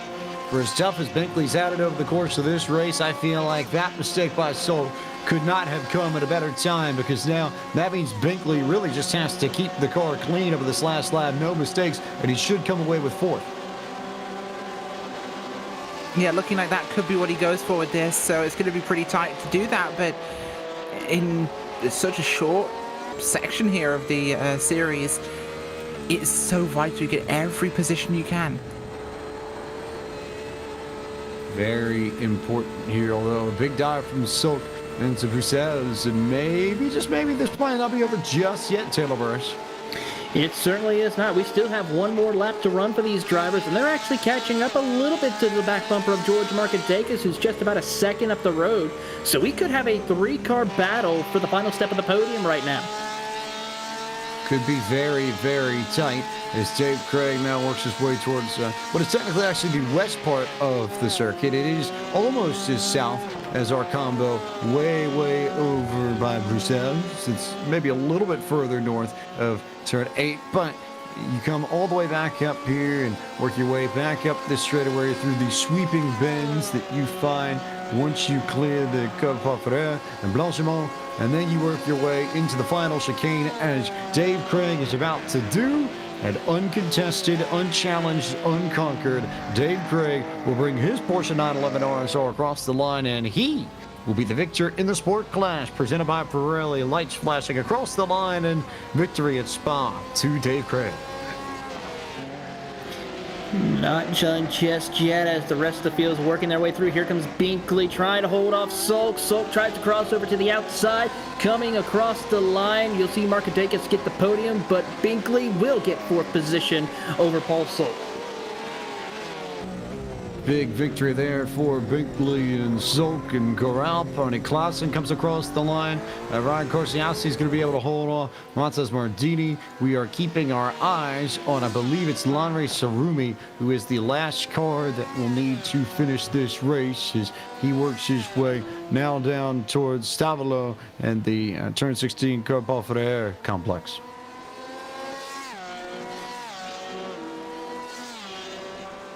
Yeah, it's been a fantastic run in the sport class here today. We had a really, really great race. A lot of fantastic clean racing, some great movement as well. And wow, yeah, these points are going to be tight. But Ambrosino, he's definitely put himself in a good position. Markadakis, 8th to 3rd. That's huge for him. Arguably one of the best drives amongst these first two races, if not the best drive amongst these first two races I think we've seen tonight. Taylor Burris, really impressive work from Markadakis, and puts himself in a good position entering Road Atlanta next week. He certainly does. It's a great opportunity for Markadakis right now, but I gotta say, Dave Craig, though, is probably the strongest competitor here in this sports class, James, and I think nobody really has anything for him. We'll see what happens, but it's time to take a look at the full field rundown, tell you where your favorite driver finished, starting with Craig Ambrosino and Marcinakis. Your podium, Donald Binkley and Paul Solt completing the top 5, then Orgun Garaup, Arnie Clausen, Keith Morgan, Ryan Korzeniowski, and Montez Mardini, the rest of the top 10. Peter Yerxa in 11th position, followed by Chip Witt 12th, Thomas Doherty in 13th, Adam Gerling 14th, Jeff Williams in 15th, followed by Thomas LeMay 16th, Jeffrey Lent 17th with Ryan McGee 18th, Jeff Rosenthal in 19th, James Bernard rounds out your top 20. Then it's Lonray Sarumi, Guillermo Monguia, and Gregory Sampson 21st to 23rd. And that completes your full field rundown for the sport class. We'll take a quick break here on Podium Esports as we bring you more coverage of PCA Sim Racing presented by HAGERTY Motorsports. This sport class presented to you by Pirelli. Power is nothing without control. Visit them at Pirelli.com for more information. We turn our attention to the club class here on the other side of this break. Don't go anywhere. More action of the PCA Sim Racing Zone Group Challenge Championship coming up.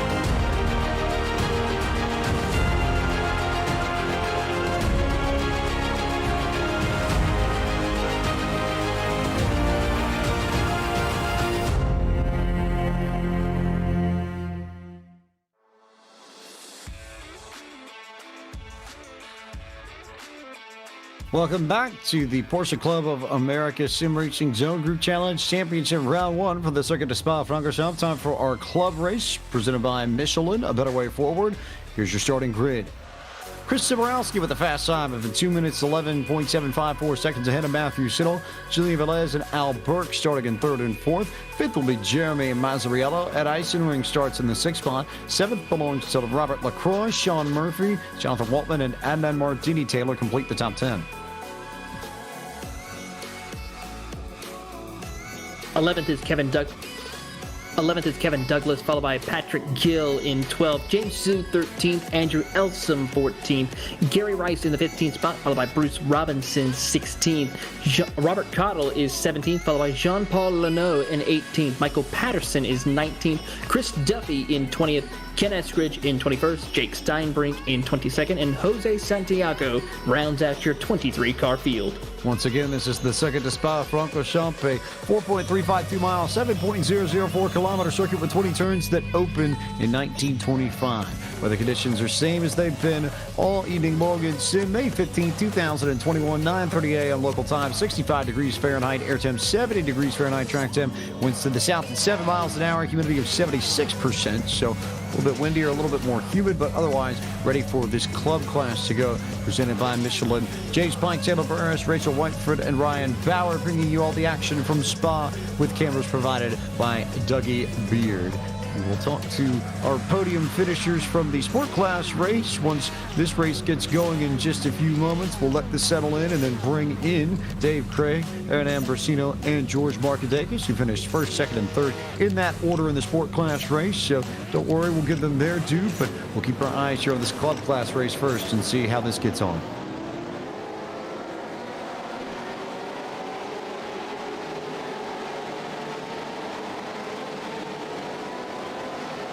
Ready for 23 Porsches to go after it here is Siborowski and Matthew Siddle are the two who are going to lead us to the green flag.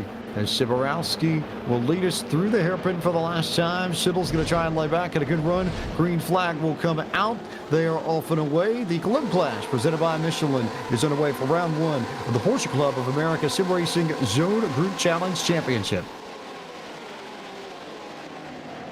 So far, a clean start as they enter into La Source. Everyone giving plenty of room now as we see it is Chris Siborowski who will be the race leader off the line as they come out of La Source and make the climb up El Rouge and Radillon.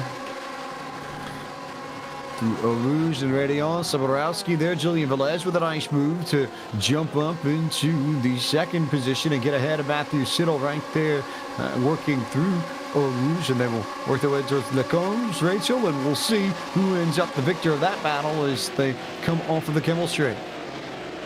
Yeah, absolutely. They're going for it. It's big run through Lacombe there as they got a little bit tight. Some guys running wide as dropping down through Malmedy, down towards Bruxelles now, and they're absolutely going for this thing. But yeah, that was a little bit spicier than I think they wanted.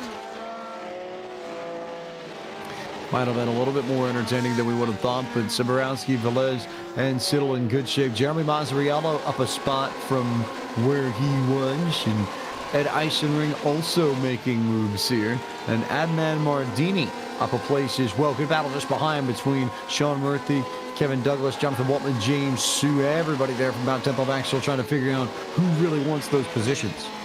Yeah, great battle amongst these drivers right now as they head through La Fangs and into Campus. Still going to be a close battle as we see almost side by side as Waltman tries then to go to the inside before they enter Campus. It's going to be single file now, though, as they enter through Campus, heading up out of the corner to the next right-hander of Stavilo. Waltman taking a peek as you're on board in the car number 7 in P9 as they make the run towards Blanchimont. Jonathan Waltman we ride on board with, sitting in the 9th spot just behind Kevin Douglas. As Chris Siborowski will lead the field up towards that final chicane to complete the first lap. Yeah, going for it hard here as they come to the bus stop as the chopper catches that gorgeous over-top shot there, showing just how tight this corner is. Of course, it's a 90 degree for the first part that it over-tightens for the exit there, kicking onto the start-finish line as the stream of cars there diving in, looking gorgeous through La Source as the leaders come now and starting that next lap. It's already been a busy one so far.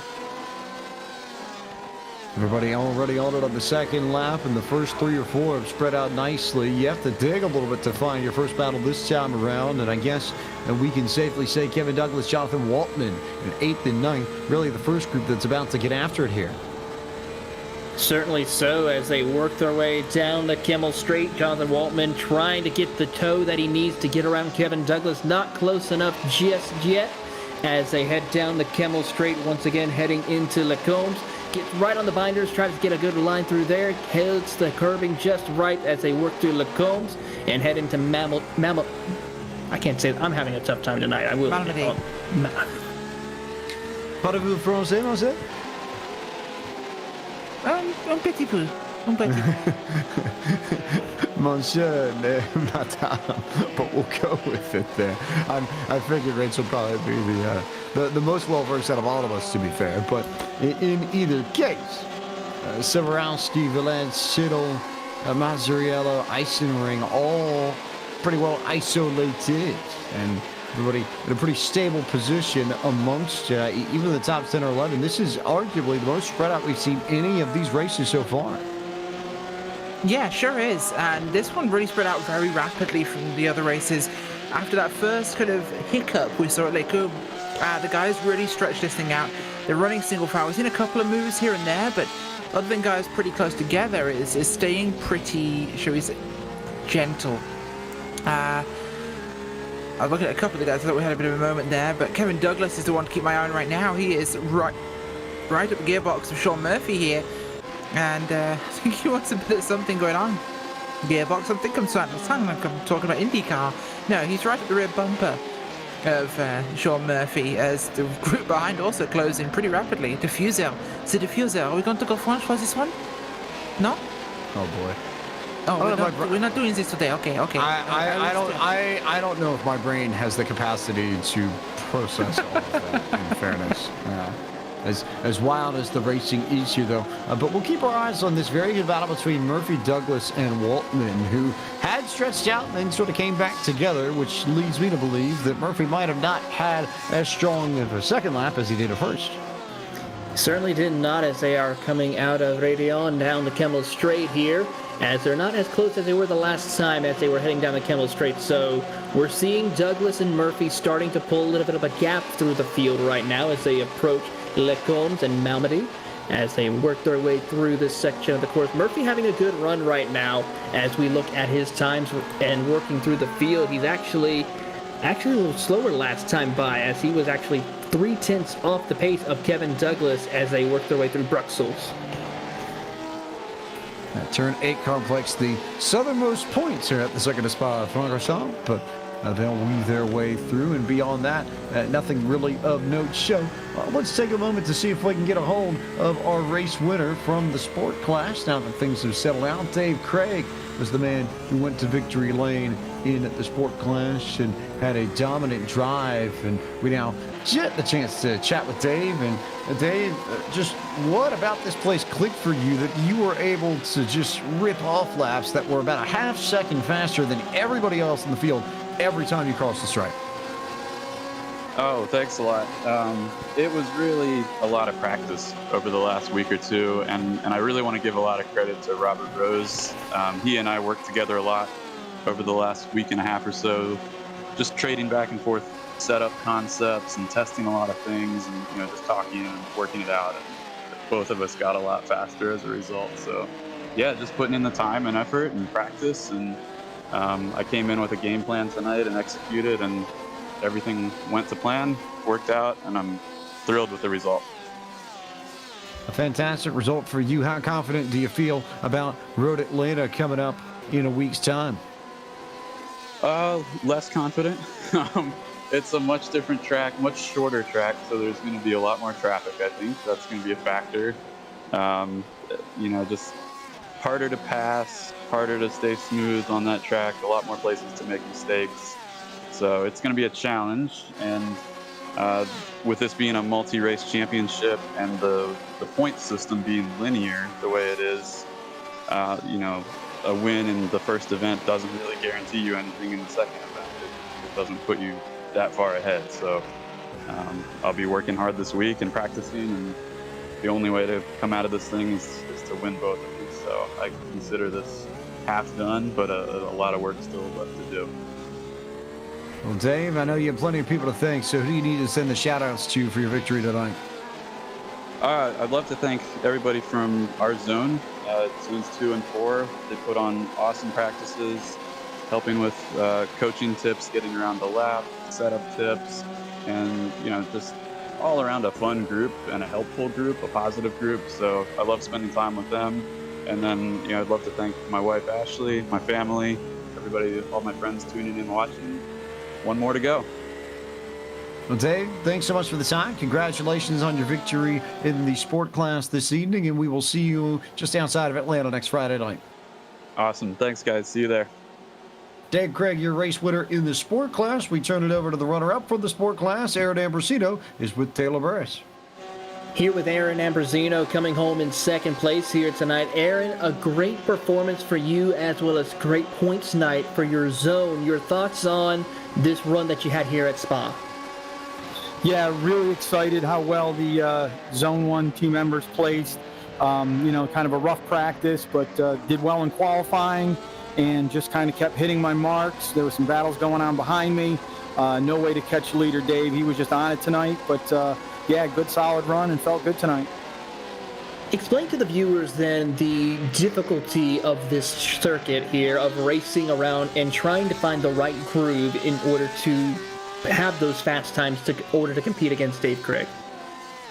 Yeah, the track has a great flow to it, great rhythm, but lots of elevation change, just a lot of difficult corners, low speed, high speed. So, setup is super important. So you're able to get in on those tight turns, but, as well as you don't lose the rear end as you go through the high speed corners. So, setup, your driving style plays a lot in how well you perform here at this track. Well, before we let you go, Aaron, anyone you'd like to say thank you to? Yeah, big thanks to my teammates at HAGERTY Motorsports. They're super helpful tonight. And always my wife, Amelia, who puts up with me doing this way too often. Well, you got to definitely make sure to thank the wife. Aaron Ambrosino coming home in P2. James and Rachel has caught up with our final podium finisher, Greek Lightning, George Markadakis. Yes, sir. Absolutely have. George, busy race for you and a fantastic drive. 8th up to 3rd in the end there. Stomping. Thank you. Tell me how the race was from your perspective. Was it difficult going through the traffic, or was it something you particularly find easy for yourself at this track? No, the track was, I was very comfortable on the track, practice all week, and just had a bad qualifying, so I ended up in 8th, but I got a little lucky at turn 1 and passed a couple of guys, and the rest just came little by little. Well, it seemed to work out great for you as the results definitely speak for themselves. Road Atlanta's coming up next, of course, last of these 2 rounds. How's that one for you? Oh, I love that track. Yeah, a lot of time there, and it's a fantastic track, just like this one was, I'm sure we're going to have a great result, Zone 1. Well, that's all you need to think about, and it's going to be definitely beneficial for you, so best of luck with that one. Anyone you'd like to give a shout out to or thank? Oh, yeah, all the Zone 1 guys, especially the pros that helped us out all week, took their time. Chris Braun, James Huth, Cameron Martineau, and Michael Polisek, all the guys, everybody that's helped, everybody in Zone 1, great group of guys, and we pulled it through. We did the best we could. Awesome. Well, keep on doing it. George Markadakis, thank you very much for joining us, and we'll see you next time, hopefully. Thank you. So there's George Markadakis, who finishes P3, and we now rejoin the race action here at the Circuit of Spa-Francorchamps, where Chris Soborowski is maintaining a 1.4 second lead over Julian Velez, and Jeremy Mazzariello just sitting right behind him by maybe about 2 or 3 car lengths. And how often did we see that in the Zone Group Challenge qualifiers, Taylor Burris? And now here we are in the championship round, and yet again, Velez and Mazzariello are nose to tail. I mean, it's crazy. These 2 drivers have been battling all season long, and they continue that trend here tonight and putting on a great battle. And actually, if you think about it, James, not too far up the road is Chris Soborowski. So if Chris is able to make a small mistake, The San Diego region's driver could be involved in a three-car battle for the race lead here, but Velez and Mazariello just battling, taking their time, racing the track as well as they race each other. But currently, right now, the gap is about 0.6 of a second. Watching that gap closely, also watching the gap between Sean Murphy and Gary Rice closely. Murphy had an off a few moments ago, and that allowed Patrick Gill and Jonathan Waltman and Kevin Douglas to clear him. So Murphy back to 10th and Rice back to 11th as we approach the halfway point of this third race of the evening. Yeah, certainly are, and it's been a very busy third race. It's seemingly quieter in terms of positions made, but Mardini up 4 spots already. He's been moving pretty hard today. Rice is up 4 as well in 11th place. 5 up for Leno. So these guys are all moving around the track. It seemed...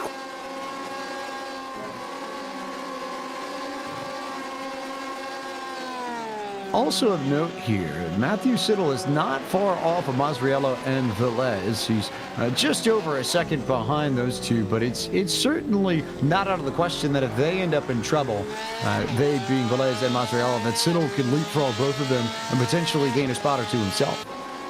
He certainly can, James. We'll have to keep an eye and see what happens with these two as they continue to battle. A good run for Mazariello up at Rouge and Radion as they work their way down the Kemmel Straight. He gets a good run. He's got the toe. Will he try to utilize it and take a peek on the outside? You see Velez giving the lane to the inside, side-by-side battle. As we see, Velez will hold on to that position as he breaks in, as Mazariello watches on as they come out of Lacombe through Malmedy and heading into Bruxelles. It was intriguing there. I figured Velez was almost going to be in too much trouble. He completely left the inside open for Mazariello, but that's because he was setting up for his entry into Lecombs. And as I watched these drivers work their way through the Lecombs themselves, the Brown Cow Complex that Rachel mentioned a little bit earlier, I'm seeing differing lines around each of these corners, even working their way towards Pujon and then working towards the Campostavolo complex. They're all running in different places on the racetrack, and I'll be curious to see how that affects their lap times. It's pretty single line at Spa, to be brutally honest. I think there's a lot of guys not hitting those lines because a lot of these places at Spa, you've got to hit the first corner right, then hit the follow-ups in the same order in the right places because it's such a flow track. You've got to really keep the pace going. So if you don't get one part right, you're going to mess up other parts. Legume and Malmedy are a section that you're going to have to get right. Dropping down from Cow to Puyon is pretty one-minded, if I'm honest, to carry the most speed. Lefange, Campus, and Stavolo have got an option or two, but it's not exactly a lot. There's really one fast route. And we have crossed the halfway point of the race, which means it's time for our third midway race break of the evening, which is brought to you by our friends at Michelin. Michelin is the presenting partner of the Club Class for 2021 and the official tire of IMSA. They manufacture and sell tires for every type of vehicle, including airplanes, automobiles, bicycles, earth movers, farm equipment, heavy-duty trucks, and motorcycles. Michelin also offers a full range of innovative services and solutions that help make mobility safer, more efficient, and more environmentally friendly. Find out more about Michelin at www.michelinman.com. It is Chris Siborowski, your race leader for the San Diego Region Zone 8 with its best runner across all classes so far, and he's cleared of Julian Velez by about 2.9 seconds, who finds himself in a battle with his Zone 1 teammate Jeremy Mazariello. So the North Country region man coming out of New Hampshire trying to fight Velez for a spot, and then Matthew Siddle has managed to close up out of Zone 10, the St. Louis region. He is right on the tail of these two as Velez and Mazariello have been battling all race long. Ed Eisenring out of the Pacific Northwest region covering the Seattle-Tacoma Olympia area in Washington State out of Zone 6.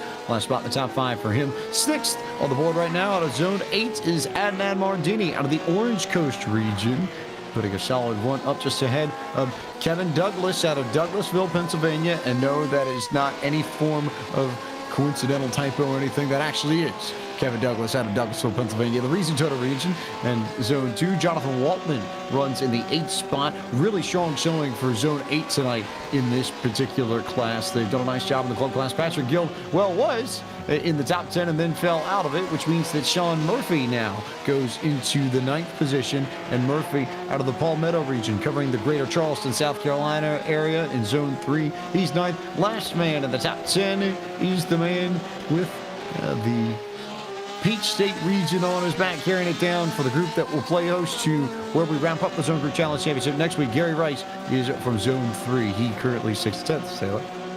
11th is James Sue from the Upper Canada regions in one of the most dominant zones here in the PCA Zone Group Challenge, zone number 1 in car 14. In the 12th position, Robert LaCroix from the Rensport region, another zone 1 competitor, as he's trying to work his way up to the field to get his maximum points for his zone. 13th is Patrick Gill from the Central Wisconsin region, zone 13. He's having a quiet night in that 1-1-1 as he is working his way, as he actually had a little bit of issues. Bruce Robinson, zone 4, the Northern Ohio region driver, having a good run, started in 16th, has moved 2 spots to the 14th position. Jean-Paul Leno from the Mardi Gras region, zone 5 in the 15th position, car 987. He actually has gained 3 spots starting in 18th. 16th position is Jake Steinbrink from the Ohio Valley region, zone 4, car 46, having a quiet night as well, as big gains for him, started in 22nd. 17th position is Michael Patterson from the Longhorn region, zone 5, has a little bit of crumpled notes on that bonnet of his Porsche as he's climbing up through Eau Rouge as he holds 17th. Jose Santiago is in the Puerto Rico region, zone 12 in 18th position, having a quiet night as he had started 23rd.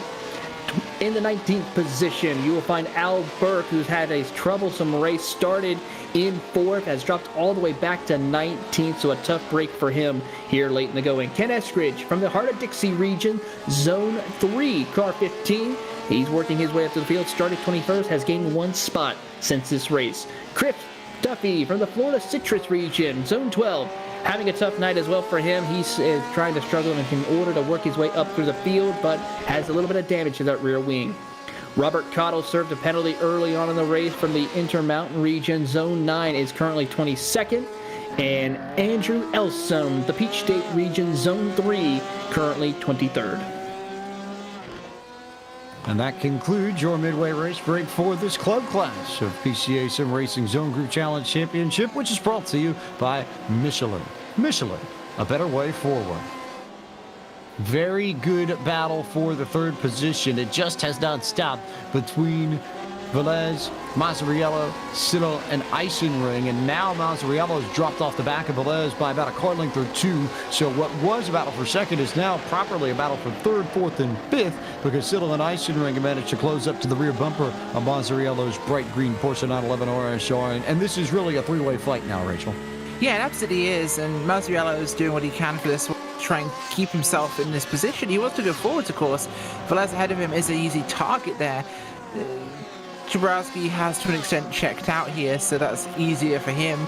And this fight will only fill him with happiness as he sees it, because that means a 4.4 second gap will widen between himself and Velez.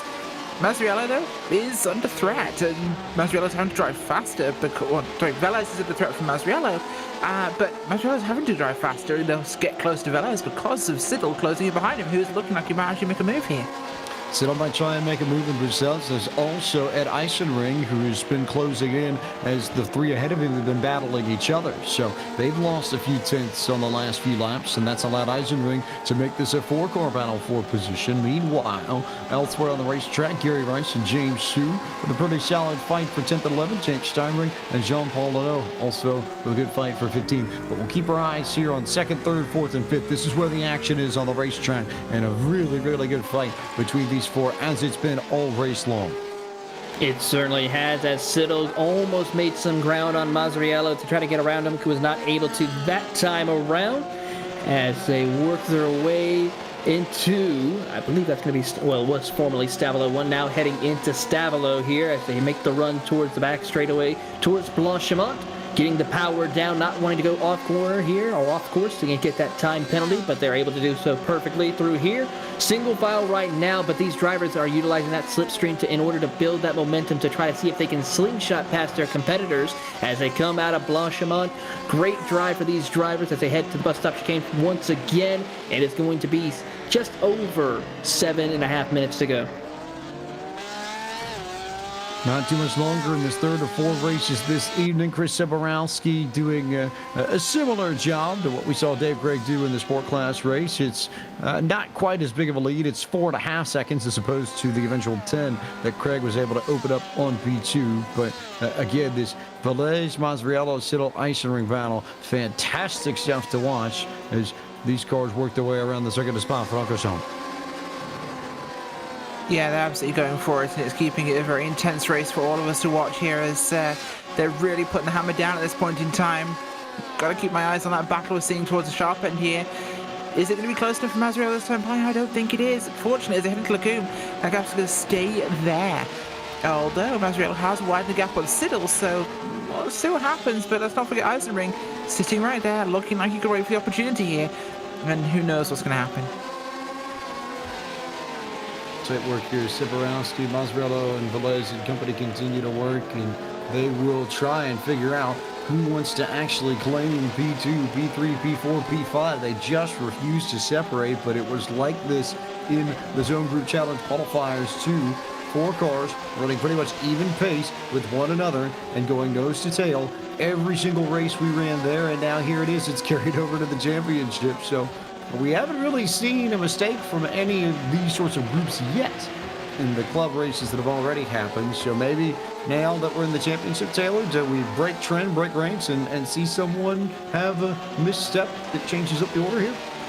It's a possibility. I mean, with that pressure on you trying to represent your zone to the best of your ability as well as your region, you know, this is bragging rights on the line. So we could see drivers possibly make mistakes, but this is, of course, the club class. This is just one step below our pro class, and these drivers know a thing or two about getting around this circuit already and have shown the talent here as we see 4 drivers battling for that 2nd, 3rd, 4th, and 5th spot, and it just shows the talent that they have, that even though none of them made contact, they're still racing very clean. As I say that, Velez overshoots the bus stop. It's 2-wide battle, more contact between Siddle and Mazzariello. Siddle will get ahead of Jeremy Mazzariello for 3rd.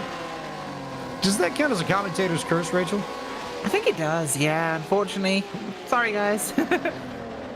They bounce off of each other, and here comes that Eisenring, who tried to get underneath both Mazzariello and Siddle, but this could be 2 wide, well, maybe 1 wide, maybe still 2 wide going into Overuse and Radio. We're not sure yet. 1 wide, though, is the answer, as Mazzariello will take control of the spot once again. Great battle between these drivers right now as we see Siddle trying to get around Mazzariello once again for that 3rd. Here he comes down the Kemmel Straight. He goes to the inside. He has that advantage side by side. Siddle gets it. Will he hold on, though, and make the position as they go through Lecombes? As well now heading into Malmedy. He keeps it right there as Mazzariello watches on, trying to see if he can overcorrect, or not overcorrect, but overtake him once again to get back into that 3rd position. Siddle, Mazzariello, and Eisenring, a 3rd, 4th, 5th in that order, just trailing Julian Velez as they continue to fight. Gary Rice and Robert LaCroix were in a battle, but LaCroix lost it over at Lecombes, and now James Hu has jumped up into 11th and Rice up to 10th. But still, Velez pacing this group. Maybe Eisenring's opportunity to make a move at Mazzariello here, perhaps? Yeah, I think that could be a good opportunity. This is one of those places where it might be a chance to do it, as Eisenring really going to be the one that kind of throws something into the works there, because these 3 haven't seen much change in terms of their positions, but I think it could happen apart from Siddle, of course. But Mazzariello, is this his weakness now? Is this where Eisenring's going to see, well, he's just been passed, I can get him too? Certainly a possibility here as Mazzariello takes off, and now here comes Eisenring with a big run off the Curb Bonfrere. He could be to the outside as they come through Blanchimont, and maybe, just maybe, he might have an opportunity this time through the chicane, but he backs off of it, and that would have been the chance there, Taylor. If he had stayed alongside Mazzariello, we'd have action in the chicane, but as is, Mazzariello will hang on to 4th for the moment. He certainly will, as Eisenring tries to see if he can get around him out of the bus stop, or at least get a better run to set up for La Source right here, but not going to happen this time around. Mazriello has about a 3-car length advantage as they head into the braking zone of La Source. So Mazriello and Eisenring beginning to battle it. Also, Matthew Siddle has cleared them both. It really has taken off.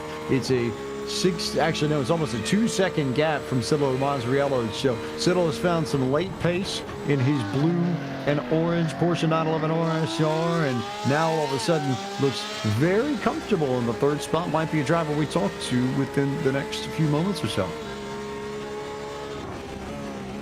Yeah, absolutely could be, and that's exactly what we're looking for in this, is those guys who we think are really going to push through this. And who podiums here? Could they be the ones that podium in Atlanta? Is it our kind of early predictions of how this is going to go? Are these guys stamping their foot on the series now, or into the actual real meat of things? Certainly a possibility as Siddle continues to work. Mazriello's trying to hold off Eisenring, but I wonder just with the way that car's faded as of late, has Mazriello burnt the rubber and burnt the Michelin's up on his Porsche Taylorverse? He certainly might have, as Mazriello is trying to hold off Eisenring right now, who is definitely showing the speed. Last time around, Mazriello was a little bit faster, just over a 10, but looking a little further back, though, Aiden Mardini is actually 2 seconds faster than those two drivers. So if those two keep battling, we could see Mardini get into the mix. He has not a whole lot of time left to make up, but if those two make contact, we could see another great battle. Problem is that Chris Szyborowski is going to work his way through the Spa-Francorchamps to the final chicane and take the white flag this time by. He's only got 1 minute and 17 seconds left on the clock as is, so it'll be one more lap for Szyborowski. And if we had 2 more laps, I think Mardini might have a chance to get there, Rachel, but as is, I think he might just end up being a lap too short. I think it's going to be a lap too short, unfortunately, in the end there, James. It's just not going to be quite enough for him.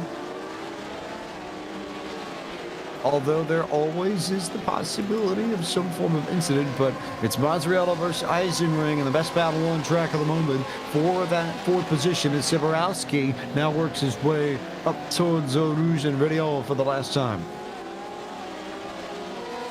Here they come once again. Szyborowski has about a 5.8 second lead over Julian Velez right now, down the Kimmel Straight for the final time, as Velez and Siddle will battle as well. This will be the exciting one to watch, I think, James. These two battling for second.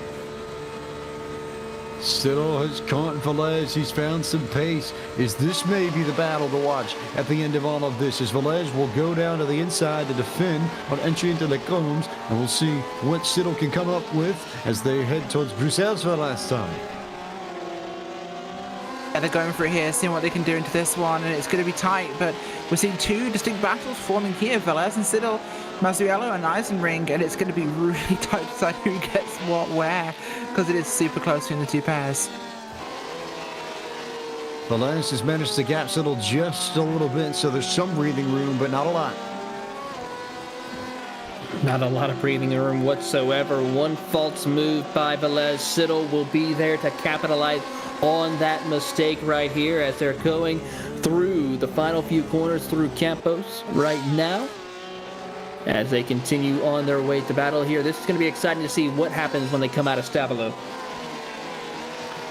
They'll come out of Stabilo. Meanwhile, Chris Szyborowski is working his way past the Code Palfrère towards Blanchimont, and then that last chicane, so he doesn't have much longer to go. Neither do Velez or Siddle. Maybe one more shot for Siddle to potentially get P2 in that final chicane.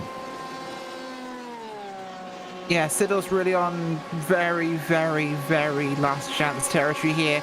He's going to have to go for this and dive it if he wants to make anything happen. I just don't think he's close enough. He tried, won't be enough, and it will be all Chris Szyborowski from Zone 8 who takes the victory in the Club Clash presented by Michelin at Round 1 of the Porsche Club of America Sim Racing Zone Group Challenge Championship from the Circuit de Spa-Francorchamps. Velez is able to hang on as Siddle ends up having trouble right at the very end. He overshot the chicane miserably and loses positions to both Mazriello and at Ring. So a tough break there for Matthew Siddle, who was in line for an interview, but instead it'll be Mazzariello, who is the final person we talked to from the club class this evening. Yeah, tough break right there for Siddle, who was having such a good run, but like we brought out, one small mistake can cost you, and it costed him big time. Waiting for the final few cars to work their way through here. It looks like Andrew Elsom and Robert Cottle should be 21st and 22nd. Chris Duffy is charging towards the final chicane. He will finish 20th, and then Cottle and Elsom will wrap up their races just about on their own. It would take nothing short of a minor miracle for those two to swap places, which means as Duffy crosses the line, we can go ahead and show you your full race results and tell you where your favorite driver finished. Siborowski goes to victory in the club class ahead of Julian Velez. Jeremy Mazzariello finishes third to round out the podium, and Ring was fourth. Matthew Siddle came home in the fifth position. Kevin Douglas was sixth. Seventh went to Adnan Mardini. Jonathan Waltman was eighth. Ninth went to Sean Murphy, and 10th Taylor to Gary Rice. 11th goes to James Sue, followed by Patrick Gill in 12th. Robert LaCroix in 13th. Bruce Robinson 14th. Jake Steinbrink is coming home 15th, followed by Al Burke 16th. 17th, Jean-Paul Leno, followed by Michael Patterson in 18th. Ken Eskridge comes home 19th. Chris Duffy 20th. 21st goes to Robert Cottle. 22nd, Andrew Elsom. Jose Santiago 23rd. And that completes your full field rundown for the club clash of PCA Sim Racing tonight, which of course is brought to you by Michelin, a better way forward. One more race to go in tonight's edition of PCA Sim Racing presented by HAGERTY Motorsports. It's the pro class as the top class of drivers takes to the Circuit of Spa-Francorchamps to complete their first race of two in the Zone Group Challenge Championship. Stay tuned for more action for you courtesy of Podium Esports right after this.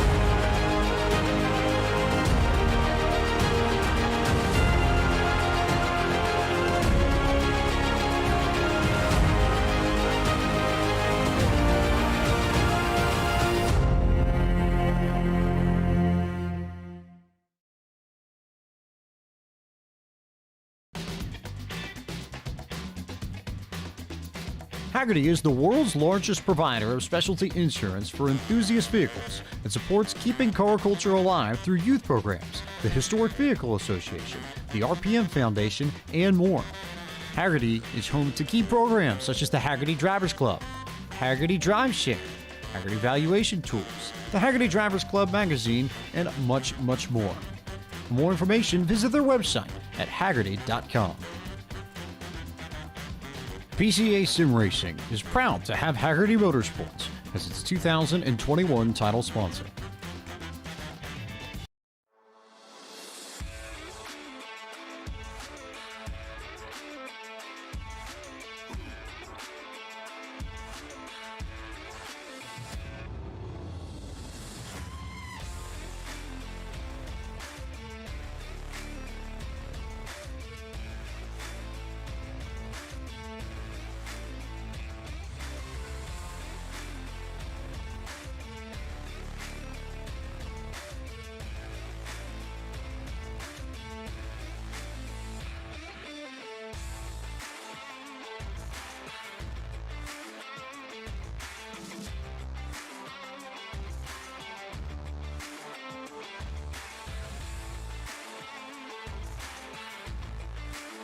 Welcome back to Podium Esports coverage of the Porsche Club of America Sim Racing Zone Group Challenge Championship live from iRacing's virtual circuit of Spa-Francorchamps in Spa, Belgium.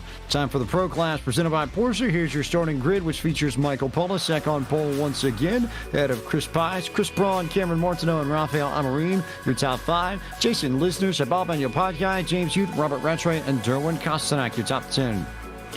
Joshua Vieira starts 11th, followed by William Anderson 12th, Jacob Schoon 13th, Todd Panic 14th, Jason Stanley is starting in the 15th position, Trey Drawhorn 16th, Gabriel Albano 17th, Joe Stiffel is in 18th, 19th, Matthew Kikas, Mark Huth rounds out your top 20. 21st tonight is Christian Rava with Jordan Dare in 22nd, Richard Franco 23rd, Rick Reisenberg in 24th, Stephen Chen 25th with Rich Minkler?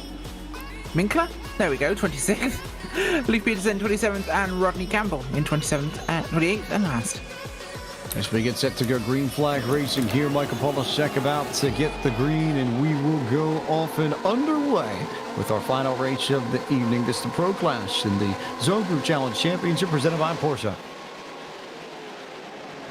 Absolutely great start to the race tonight as the guys go raging through La Source there. Some magical word popped into my head for a second. I'm not sure why. But I was racing through, then it was like raging through, then it was like, oh, where am I going with this? Make up a word halfway through the corner as they go up Rouge Radion. I wanted to say Rouge, that's what my brain was trying to think of at the time. I got very confused between La Source and Rouge Radion. I'm rambling now, but race cars are going fast. Vroom, vroom. Chris Braun and Chris Pies having a really good battle here for second just behind as they nearly bounced off of one another and just about bounced off of each other twice, but Braun will get the better of Pies and go into second. Pies back to third. Cameron Martineau in fourth. Remember, he won the Team Racing Challenge at Sebring back at the beginning of last month, and then Rafael Amorim ahead of Jason Lisner. Yeah, great battle right now between these drivers. Of course, one thing to touch out, Joshua Vieira got involved in an incident, dropped all the way back through the field right now, so a tough break for Vieira, but right now it's watching to see, can anyone have anything for Polisek as they come working through the field? Polisek clear by 1.1 seconds ahead of Chris Pies, and Cameron Martineau with a little bit of a gap between Pies and Braun. So it's your leader, Polisek, then Braun and Pies, the two Chris's in their own little world, and then Martineau leading the train that includes everybody all the way back to, goodness gracious, maybe Joe Stiffel, or actually I think Jordan Dyer in 20th. So 4th to 20th, pretty much in a dead heat. Yeah, absolutely. Trying everything right now to keep this thing going here as we come down towards Blanchemont section of the racetrack, as this is probably the busiest one we've had all night, the biggest field we've had by far, and they're all over each other. This one's definitely a much more raucous start to the race. Ron Pines, Martineau, Amarim, everybody just sort of piling in neatly and nicely. Big move, though, for I think that might be Trey Jolhorn, who was trying to get to the inside of Jacob Schum, but could not find the room he needed to make the move. But the window may be open there going into La Source. We'll see what happens between Jolhorn and Schum will back off. And Jolhorn, well, that's either a really smart play or really fortunate luck from Schum, who gave Jawhorn the inside, and Jawhorn just dove it in too deep, locked up the brakes, and ended up costing himself about 4 positions. Certainly did right there as Jawhorn's trying to get himself back up through the field. Right now he's on the back bumper of Todd Panic as they go down the Kemmel Straight, 14th position as they work their way down. It's a 3-car battle for 13th when you throw in Gabriel Albano as well down the Kemmel Straight. Jawhorn's getting closer, taking a peek to the inside, not able to make it work. Ooh, big trouble though for Panic as he misses his braking point and overshoots, spins it around. Heavy damage to Panic's machine as he will work his way on the circuit, but will fall deep into the field. Meanwhile, Polisek's clear by about 1.9 seconds as we ride on board with Cameron Martineau, who has managed to catch Chris Pies a little bit.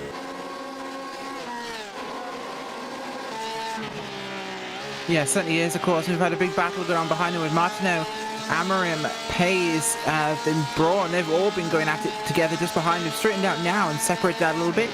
Second group being led by Huth and Rattray, but this is definitely still much tighter than we've seen for a good few laps. The other races all seem to spread out by the end of lap 1, start of lap 2, but this group is staying really close. This whole field is staying really close together. Best of the best in PCA sim racing, doing exactly what you would expect, Taylor Burris. No shocker then that this is the tightest bunch and the tightest field of the 4 classes. Well, James, this is the best of the PCA. These drivers have the skills as well as the talent to battle each other lap after lap. If you're on board with Christopher Pies, who's now running in 3rd after Chris Braun works his way around him in 2nd place. As we watch those go through into the bus stop chicane, he's trying to see if he can make it work, but not able to, as he actually is trying to hold off Cameron Martineau, who's taking a peek on the outside, crosses over to the inside as it now goes down towards the La Source hairpin. As they set up for this section of the course, could we see a crossover going in there? We will see contact actually happen as Rafael Amarin spins. We see Martineau around. So Cameron Martineau goes around. That's the exit of La Source. Contact there with Rafael Amarin, who just clipped him. Didn't try and get him much, but it was just enough to spin Martineau around, who is all the way down in 27th. Yeah, absolutely, and 27th is not where he wanted to be in this one. It's been we've got another car around there at the back of the field. I'm trying to work out who that was. We've had Leif Peterson out of the race already, and we had a car spinning in La Source. I'm trying to establish who that was for you real quick. But unfortunately, a big spin. Whoever it was has lost a lot of places, actually. They've gone right down the running order. Jason Lisner ahead of Chris Pies and Chris Braun and Michael Polisek, your top 3 ahead of this group. And looking at Lisner and Huth and Robert Ratcha. That's James Huth, by the way, whose name we've not called yet, but plenty of speed. And yet again, the storyline we talked about a little bit earlier, Taylor Burris, are we really surprised to see Zone 1 performing well in this event tonight? No, it's no surprise whatsoever. The only thing that might be a surprise maybe is seeing some drivers who have worked their way up through the field, or for drivers who have dealt with issues already. I have to say one of them has to go to Leif Peterson, who's already 1 lap down in 28th position. And then, of course, the issues for Vieira and Martineau, who are now outside the top 25, along with Panic and Albano, who are having some tough nights here so far. Panic and Albano involved in early incidents and in trouble, and will have lots of work to do to try and climb their way up through the field. But as this race has settled just a little bit, time to bring in our winner from the club class race. And we'll chat now with the driver out of Zone 8 in California. Chris Siborowski is the one who gets the opportunity to join us up in the booth. And Chris, just a really smooth, composed race from you. How tough is it to maintain your rhythm at a circuit like this? Super difficult. Yeah, it's definitely one of those tracks that you got to pay attention the entire time. You got to make sure that you're smooth on throttle, hit all your marks, and things will come together. It's lap after lap, it's race after race, but in this case, it's a very big leg up that you get on the road to Road Atlanta next week to potentially at least win the driver title, but especially given how this is Zone 8's big bullet in the gun per se. This is clearly where the strength lies, this club class. So how big was it for you to claim the victory tonight and to see so many of your other Zone teammates do so well and potentially maybe live Zone 8 towards the club class title? Super pumped. To be honest, I haven't had a chance to look at the results yet, but there's a good group of guys. The entire Wild Wild West zones are fantastic. If it wasn't for them and the practice sessions, we wouldn't be able to put the races together that we do. And I'm really excited for the rest of the guys for race 2 when we go to Atlanta next week. Plenty of people you need to thank, Chris. You need to send the shout-outs to before we get set for the title race next Friday. Yeah, right. So definitely have to pump up the wife and kids. Really appreciate all the time that they let me sit here in the simulator and practice for these races. It's they don't just happen by sitting down and taking a few laps. It's a lot of time. So between that and then a little bit of sponsorship from my company, those are the folks. So shout out to my wife. Love you, babe. Well, Chris Spa-Francorchamps, congratulations on your victory this evening. Thanks for the time. We will look forward to seeing you next Friday night. Fantastic. Catch you next week. Spa-Francorchamps comes away with a victory in the club class. Second place was Julian Velez, and he's with Taylor Burris. Here with Julian Velez coming home P2 tonight in the club class here tonight. Julian, talk about how your race was for you and what were some of the challenges you had to face during the race earlier? Oh man, yeah, it was definitely a hard race. Stressful. I had a lot of pressure behind me. Trying to keep up with Chris too was something else. I almost lost it going into the chicane during one of those laps, and I can't believe I saved it. I can't wait to go back and look at that replay. But yeah, Jeremy and Matt really kept it clean behind me, and that's all we can really ask for. We look ahead now to Michelin Raceway Road Atlanta. Your thoughts on competing at that track and how confident do you feel about taking it to Spa-Francorchamps?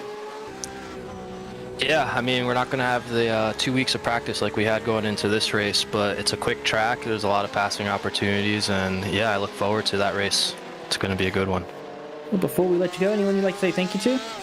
Yeah, I got to thank all my guys over on Zone 1, my wife, just everyone that's supporting me and watching. I really appreciate it. Thank you to PCA, and thank you to you guys especially for these broadcasts. Of course, that is Julian Velez coming home in second place tonight, and Rachel has caught up with the third place driver, Jeremy Mazariello. Certainly have Jeremy Mazariello tonight. Busy race for you. Third place in the end there. Tell us about how it was. It was a battle the whole way. A lot of pressure from Matt, and just trying to chase Julian. Unfortunately, I never caught him, and Matt made a mistake at the end there to let me get third place. Well, it's certainly all you need to do, of course. That holding the nerve into the final bus stop is a Spa ritual, shall we say. This track definitely seems to favor you. Yeah, I love this track, and it's great that we had 2 weeks to practice, the off week and some extra time to really get good at it. Certainly helps, of course. Road Atlanta next week, going to be good for you? I'm not as strong at Road Atlanta, and honestly, I could have used 2 weeks at Road Atlanta instead of 1. Of course. Well, best of luck, of course, going there. Anybody you'd like to give a shout out to? All the Zone 1 guys. I mean, the pros in Zone 1 have been fantastic, mentoring the rest of us. Chris Braun, James Huth, Cameron Martineau, Michael Polasek, they all really upped our game this week. It's been great. Absolutely fantastic. Well, best of luck, like I said, at Road Atlanta, and we'll see you next time, hopefully. Thank you. Jeremy Mazariello finishes P3 in the club class and leaves us now with about 15 minutes left to go in this pro class feature. We'll come with the midway race break in a few moments' time, but Michael Polasek well in control now. 3.7 seconds ahead of the battle between the two Chris's, Braun and Pies, who run second and third. Outside of that, good battle actually for seventh. That's where we'll head. Derwin Kostanek and Shebal Ben-Yopadhyay. Easily the longest name in PCA sim racing, Rachel, but a strong competitor and one who's had success here before. It certainly is, and the driver of the number 770, because I'm not going to attempt to pronounce that one, unfortunately, because I will make a mistake. Yeah, holding position here really, really well. Looking pretty good as well to try and maybe make a pass here on Huth, so could be his opportunity. Could potentially be an opportunity for Kostanek and Benjo Padjai. There's William Anderson, Jacob Schum as well, and Jason Stanley, Jordan Dyer, Joe Stiffel, and Matthew Kikish all in the line a little bit further back there as well. Guys, yeah, these guys all going for it here, trying to do what they can to really make some progress, as it's really kicking things up. This one has been our busiest race we've had so far. Looking a little bit further back, I've just got my eyes here on the pass here. Schum making a move on the 41. Oh, a little bit of contact there. Rubbings Racing, William Anderson and Jacob Schum going through the complex there near campus, as Schum will make that move, moving himself up to 9th place, up another spot. Trying to make sure he can keep Anderson at bay, but these two racing incredibly hard as they come up to the final chicane here at the second Spa-Francorchamps. And Anderson tried to pull the crossover and tried to get to the inside of Schum on that final turn onto the main straight, but could not get there in time. So he'll see the track position, and Schum will take over the 9th spot. Yeah, he's definitely got a great battle going on as we keep an eye on this battle between Benjo Padjai and Kostanek. Robert Rattray also having a good run right now. That 6th position, trying to keep up with James Huth now as they go through Rouge and Radion as well. Heading down the Kimmel Straight, Rattray gets a good run. Can he use that momentum to propel him a little closer to Huth? The answer is not quite yet. They're halfway down the Kimmel Straight, not close enough to make a pass just yet. As Anderson continues to hound Jacob Schum, so does James Huth. Continue to be hounded by Robert Rattray, who is going to go off and sideways, and both of them are going to stack up, and neither one of them is going to try and complete the pass, which means that might open up the opportunity for Dylan Kostanek to make something happen. Yeah, absolutely could, and I think that's something we could really look at here. Is he's looking at it here. He's maybe going to take a move to the inside of... No, Brussels will not be the place for it, but he's all over this guy. This could be his move on Rattray. Looking like he's wanting to get past and trying to get away there from the 770 behind him. Closing in on the midway point of this race, which means it gives us the opportunity to bring you our final midway race break of the evening, which for this Pro Class is brought to you by Porsche. More than a sports car, a way of life for all PCA members who appreciate their support of PCA Sim Racing as the Pro Class partner. With a recent sub-7-minute lap at the Nürburgring in the new GT3 and the arrival of the all-new 992 GT3 Cup car to the United States, as well as the establishment of the Porsche Carrera Cup North America, Porsche's dedication to motorsports is stronger than ever. Find out more about Porsche at www.porsche.com. Michael Polisek, your race leader out of Zone 1, the Northern New Jersey region driver, picking up right where he left off in the Zone Group Challenge Championship qualifiers. He leads by 5.8, almost 6 seconds ahead of Chris Braun and Chris Pies. Braun from the Northeast region, Zone 1. Pies from Zone 5, the Lone Star region. So the Northeast versus Texas, two zones that we've talked about throughout the Zone Group Challenge, doing battle for second and third. Jason Lister for the First Settlers region in Zone 2, riding in the 4th position, trying to fight his way through all of this. 5th at the moment belongs to James Huth out of the Hudson Champlain region, and yet again, a strong showing for zone number 1. P6 out of Zone 12, South Florida, the Gold Coast region is where you'll find Robert Rattray, and one of their best performers throughout the evening. 7th on the board right now is Dylan Kostanek in the Wild Rose region. Calgary, Alberta, Zone 14 is Kostanek's home ground. 8th overall is Spa-Francorchamps, who's a Metropolitan New York region driver and thus part of the very powerful Zone 1. 9th belongs to Jacob Schum out of the Carolinas region in Zone number 3. Strong run for him this evening, holding off William Anderson out of the Longhorn region in Zone 5. The last man in the top 10, Taylor Burris. 11th is Jason Stanley, another Lone Star region competitor from Zone 5, trying to see if he can break into the top 10 here before this race is over with. 12th is Jordan Dyer from the Skonesland region, Zone 10, as he's working his way through. And then in 13th position, Joe Stiffel in car 003 from the Chicago region, zone 13 in P13. Started in 18th, having a good run. Mark Hughes from the St. Louis region, zone 10, car 34 is in 14th. Started in 20th, so big game for him as Chris Generava from the Suncoast, Florida region, zone 12, sits in 15th after starting 21st. Rich Minkler, starting in 26th, has now moved up to 16th position from the Diablo region, zone 9, as well as Rick Reisenberg in 16th or 17th position now, as they actually swap positions. Rodney Campbell is 18th from the Wild Rose region in zone 14. And then, of course, in 19th, Cameron Martineau, who had some trouble early on from the North Country region, zone 1. Rounding out your top 20 is Todd Panic, who had some issues early in the going. He's from the Pacific Northwest region, zone 6. 21st, Trez Drawhorn there in the 395 from the Chicago region, zone number 13. Doing the best he can today with this one. It's been a busy race. Down, unfortunately, 6 places. 22nd, Richard Franco, the 10 car, the Potomac region, zone number 2. He's up a spot from where he qualified today in the Diablo. 23rd, Stephen Chen, Diablo region, zone number 7, car 8 for him. Chen is up 2 places from where he started. 24th, Rafael Amarim, the 18 from the Peach State region, zone 3. He, unfortunately, is down a lot of places. Big accident for him earlier on in the race.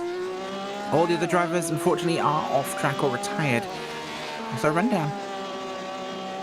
And that completes your midway race break for this Pro Class, which is brought to you by Porsche. Find out more about them at Porsche.com.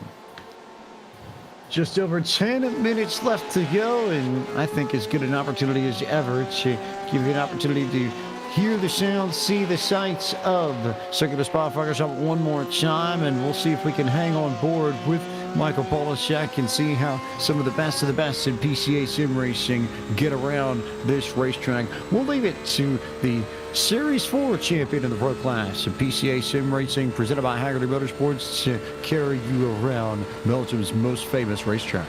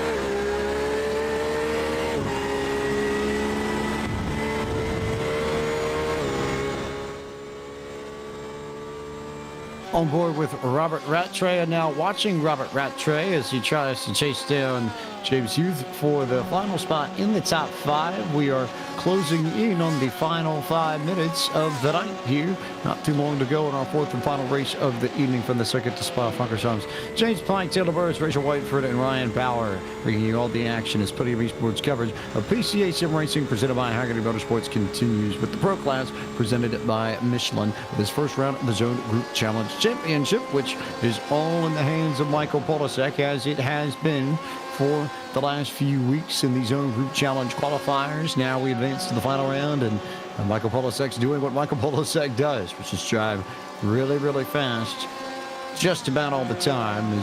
There are some good battles sprinkled throughout this field, but maybe none better at the moment between Mark Youth, Christian Rava, 13th and 14th right now. That's actually our closest battle outright as they come through La Source. You look off the rear wing of Mark Youth and see Rava in his tire tracks as they head up towards Eau Rouge and Radio. Yeah, absolutely are, of course, and it's really probably the best place to be for this. It's going up that hillside is a roller coaster for these drivers. It pops you out onto the camel so fast. It is absolutely a blast for these guys as they come under the bridge there, heading down towards Les Combes and Malmedy, as this race in its twilight moments is still intense. And certainly not over. You've got this battle where Rava is going to get to the inside. Thought about trying to get alongside Mark Youth, but could not quite get there. So he'll slide back in line and wait for another opportunity to go after Youth out of the St. Louis region of the PCA. A great battle between these two drivers here as they come out of no name, making the run through the short chute here. Can Rava try to see if he can make a pass going into the next corner? He's not close enough yet, actually taking a wider arc there compared to Mark Youth as they come up through this corner.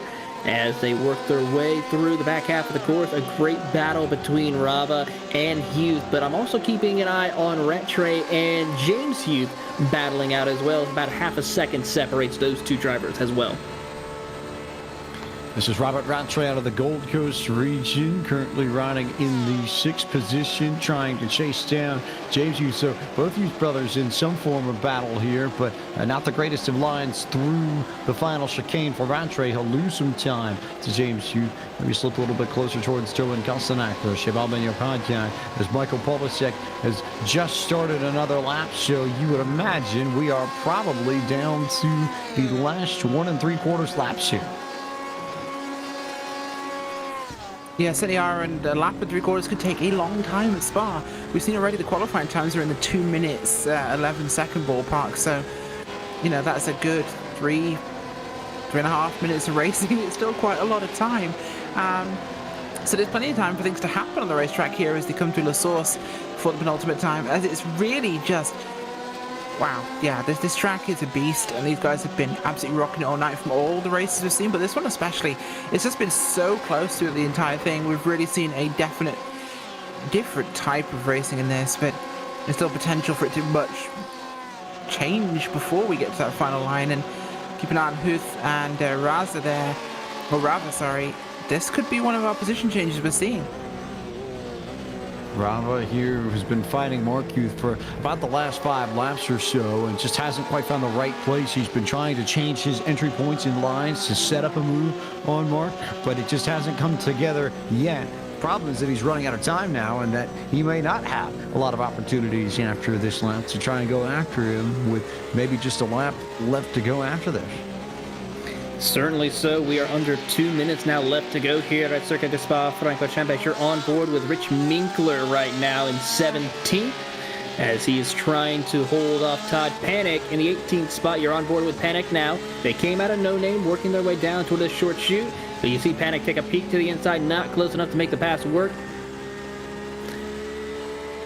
Yeah, you can look at the way the car is driving. His toe is having a little bit of difficult time. That car is not cooperating with him as they work their way through. They work their way through. Meanwhile, Michael Polasek takes the white flag with 1 minute and 20 to go left on the clock. He will be past 30 minutes by the time he comes back across the start-finish line. So one more opportunity around this racetrack for these drivers to gain positions and solidify their places in advance of Road Atlanta. Yeah, we are, and it's going to be really tight to see what we can see from these final moments and who will get what done here, because there's a lot of choice for things to happen with this, and we're still seeing a lot of really tight racing. Todd Panic is one I keep my eyes on as well. In fact, they're just there in your foreground as the 18 car there trying to race back some positions. Started 14th, had a big off earlier on a couple of laps ago, and down 5, but he looks like he could get 2 if he's careful. As we will see this field work their way through the hills of the Ardennes Forest one last time. Good battle here right in La Source, and really tight stuff across the board. It's a little bit further back. This is Rich Minkler and Todd Panic, Rodney Campbell, Trey Drawhorn all in this pack coming up through Eau Rouge and Radial one last time.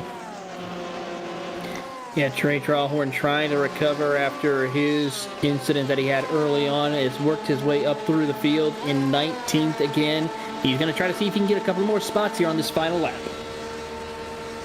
Big move there for Drawhorn to the inside. He goes to try and get a spot from Todd Panic. Not quite there yet, though. Going to hang on the outside, but will have the preferred lane heading off towards Bruxelles. But will he manage to keep the momentum wound up to sail alongside Panic? No, he won't. Doing what he can here. He's trying so hard on the outside there of Malmedy. Very risky move there by Panic, but he gets one done as they'll come down into Bruxelles. Can he hold on to this one? Does he not run wide? We'll see what happens with that battle towards the back half of this lap, but this is all about Michael Polasek, who goes to victory lane again, this time in the Zone Group Challenge Championship Pro Class, presented by Porsche, and race 1 of 2 at the second Spa-Francorchamps to Polasek. Now back to some of the battles a little bit further back in the field, where Jacob Schum and Jason Stanley are in a tight one entering the chicane for the final time, but no mistakes between either of them, although Stanley tried to close it up. He just about got underneath Schum, but Schum was able to shut the door in time to maintain that ninth place finish. How about Christian Rava trying to work over Mark Youth to the outside of the hairpin? He goes as Youth goes wide and opens up the door, and there goes Rava pass. Nice work from Christian Rava, who had been putting the pressure on Mark Youth all race long. A tough one for Youth because he'll lose a spot to Cameron Martineau as well, and so it will be Rava, then Martineau, then Youth, and Youth will drop from 12th to 14th in that final corner. Meanwhile, everybody else finishing off their races and wrapping up the madness, and it gives us the opportunity as the final cars come across the line to bring you your full field rundown and tell you where your favorite driver finished.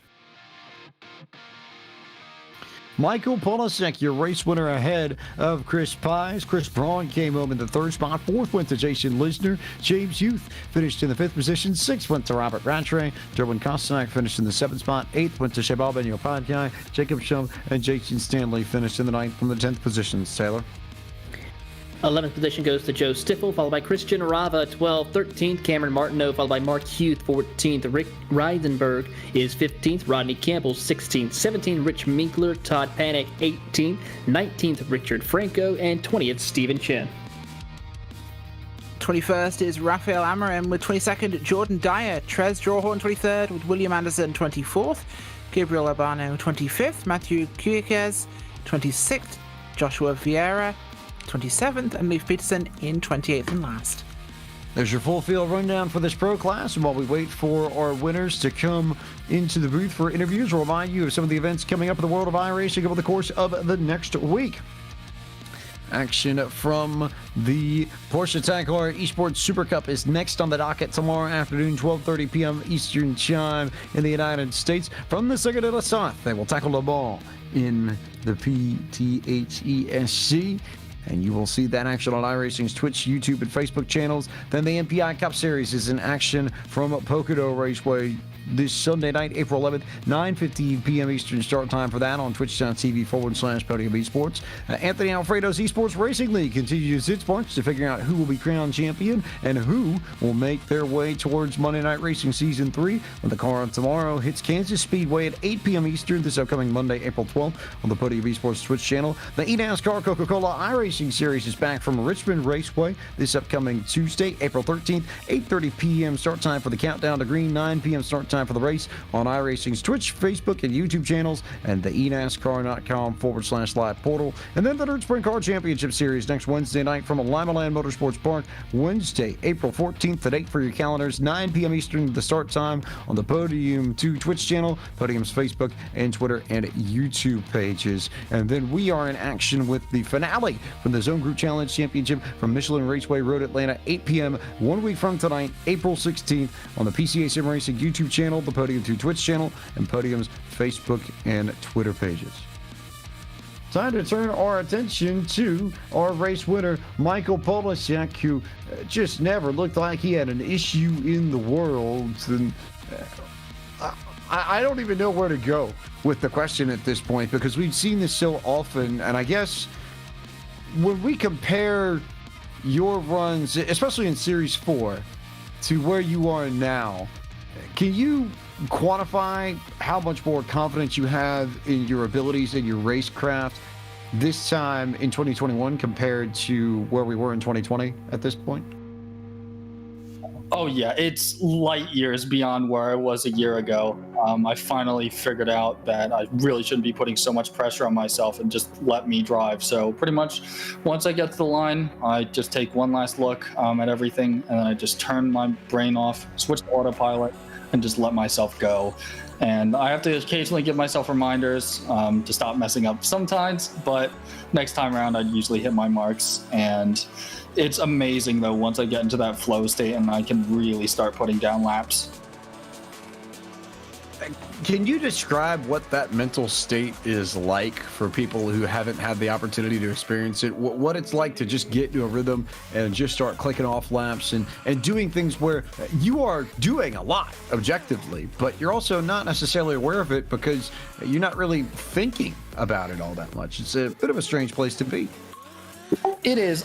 It's hard to describe because it can feel different at times, but it's normally just you're effortlessly controlling the car through every single corner. You're always right on that limit of traction, the wheel giving you everything you need to know. And sometimes it's just like a complete out-of-body experience, like you're a spectator to your own driving. You're just putting down fast lap after fast lap after fast lap. And it's incredibly fun once you get into it because it's so rewarding every single time you hit an apex. It's like, yeah, I hit that, now let's get on the power early. And once the car gets on the power and you fly off the corner and you look down at your delta and you're like a tenth up, it's just, there's no better feeling in the world. So now the big question, Road Atlanta next week to win this whole thing.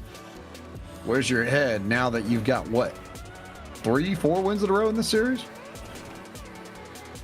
Well, Road Atlanta is a really fun track. I like it.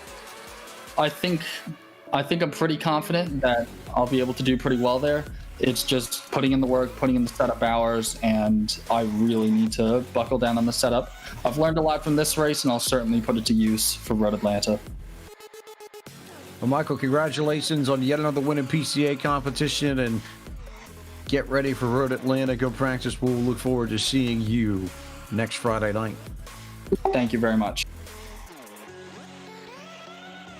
Michael Polasek, your race winner. Second this evening was Chris Pies. He is with Taylor Burris.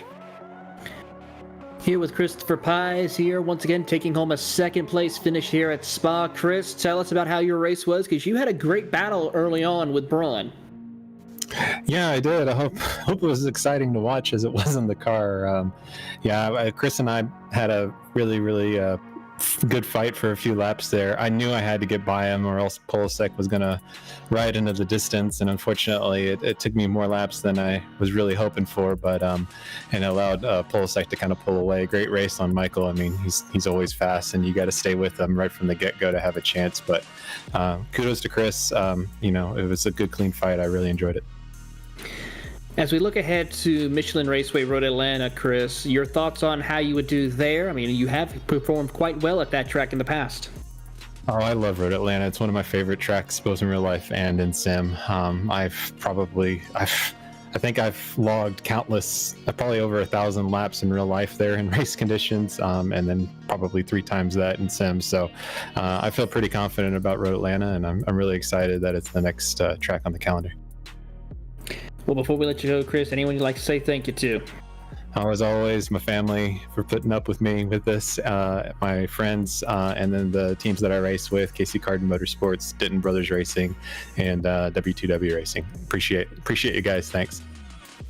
That is Christopher Pies coming home in P2 in the Pro Class, and Rachel has caught up with our final member of the podium, Chris Braun. I certainly have. Chris, a great race for you today. 3rd place on the grid, 3rd place finish. A quiet trip around Spa, but is that ever true? Yeah, I'm just happy for Zone 1. We did a hell of a job. We worked really well together all week. It really was a team effort. Spa is amazing. I love this track. It's just such a flow track, right? So once you get in the flow of this track, it just drives itself. So, the first part of the race, racing the Chris, that was fun, exciting, kept me on my toes. And we were battling each other. That was a lot of fun. He got by me, and then at that point, it was just coast mode and zone in and see if I could put some pace together to catch him. I really couldn't do that, so I was happy to come in 3rd. It was an exciting race. Certainly seemed to be, and fantastic, of course, for your zone. Road Atlanta. Where do you stand on Road Atlanta? I love the track. It's an amazing track. I love it. It's I'm usually quick there, but I usually screw up somewhere in that track sometimes. So I usually don't finish well there because I'm usually doing something wrong. But maybe not this time. Put a lot of practice in with the zone guys, and we'll see what I can do. Well, looking forward to seeing what you can do at Road Atlanta. Anybody you'd like to give a shout out to or say thank you to? I just want to, the Zone 1 crew, James Huth and Mike Polasek. It's great to have a teammate like Mike. He really pushes me, challenges me, knows where to go to get to the next level. So it's really helped me progress over the last few weeks. So I'd like to thank those 2 guys and the whole Zone 1 crew for showing up every week and practicing with us. Awesome. Well, congratulations. Chris Braun coming home today in 3rd place. Thanks, Rachel.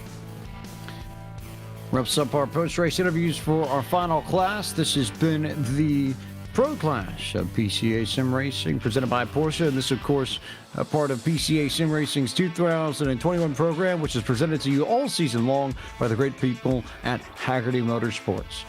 Rachel, no shocker here. Spa was indeed a test, but I feel like an appropriate test to start off this Zone Group Challenge Championship, but I think it's going to get trickier at Road Atlanta next week because we talk about how there's room and space at Spa for fields to spread out. That is not the case at Road Atlanta. It is tighter, it is twistier, there's far more abrupt elevation changes and changes in the braking zones, and overall I think a place where you definitely have to be more mentally engaged throughout the lap in order to get the best out of your car. Yeah, absolutely. Road Atlanta is a completely different track. Of course, you have the first section with the blind cresting turn, which is always spicy. You've got an off-camber, of course, first corner there. You go down through the hurry downs, through a very twisty technical area where there can be a lot of collisions and issues with people running side by side. Not a lot of room. You can spin the cars out, especially these cars, in turn 7. That's no bueno. Sorry, 5. 7 and 8, fairly standard. Then down the back straight, you've got setups for the chicane, which is a great passing opportunity, but a great wrecking opportunity too. So they've got to be very careful there. Other than that, it's a fairly standard track, other than the fact it will try and get you every chance it can. And Taylor, we've got some zones who have stamped their authority like we expected. 1, 2, 5, 8, all with success tonight. 3 had some strong runs as well. But next week, we find out who, after nearly 4.5, 5 months of competition, ends up winning the Zone Group Challenge. We certainly do, James, and it's going to be a very interesting battle. I mean, you have Zone 1, Zone 5, who are some of the strongest groups this season, with some of the biggest names in their class who have a shot to battle. It's going to be a 2-horse race. Granted, Zone 3 is one to watch as well because of the Peach State region, but it's going to be a battle between pretty much the Northeast and Canada and Texas. Lots of action to come next Friday night, 8 p.m. Eastern Time. The PCA Sim Racing YouTube channel, the Podium 2 Twitch channel, and then Podium Esports Facebook and Twitter. It's where all the action is going to be for the Porsche Club of America Sim Racing Zone Group Challenge Championship from Road Atlanta, part of PCA Sim Racing, presented by HAGERTY Motorsports throughout this 2021 season. You will not want to miss the conclusion to all the competition that we have seen in PCA Sim Racing since we had our last series conclude in October of last year. Of course, we're looking forward to Series 6 as well a little bit later this year, but our attention, all eyes headed towards Atlanta next week and what happens at Road Atlanta to wrap this up. It's time for us to say goodnight from the second of Spa-Francorchamps. So, for everybody at PCA Sim Racing, Doug Atkinson, Jim Hemming, and David Palmer in race control, the steering committee that helps to organize PCA Sim Racing, the EDE team that helps to sort out all these drivers and get them into their respective classes. For our team at Podium Esports, Gary Sexton, Cisco Scaramuza, John Theodore. For tonight's producer, Ryan Bauer. And for my colleagues in the booth, Taylor Burris and Rachel Whiteford, I am James Bunt, the voice of Podium Esports. Thank you so much for watching our broadcast of PCA Sim Racing's Zone Group Challenge Championship here on Podium Esports. We look forward to seeing you next Friday night from Michelin Raceway Road, Atlanta.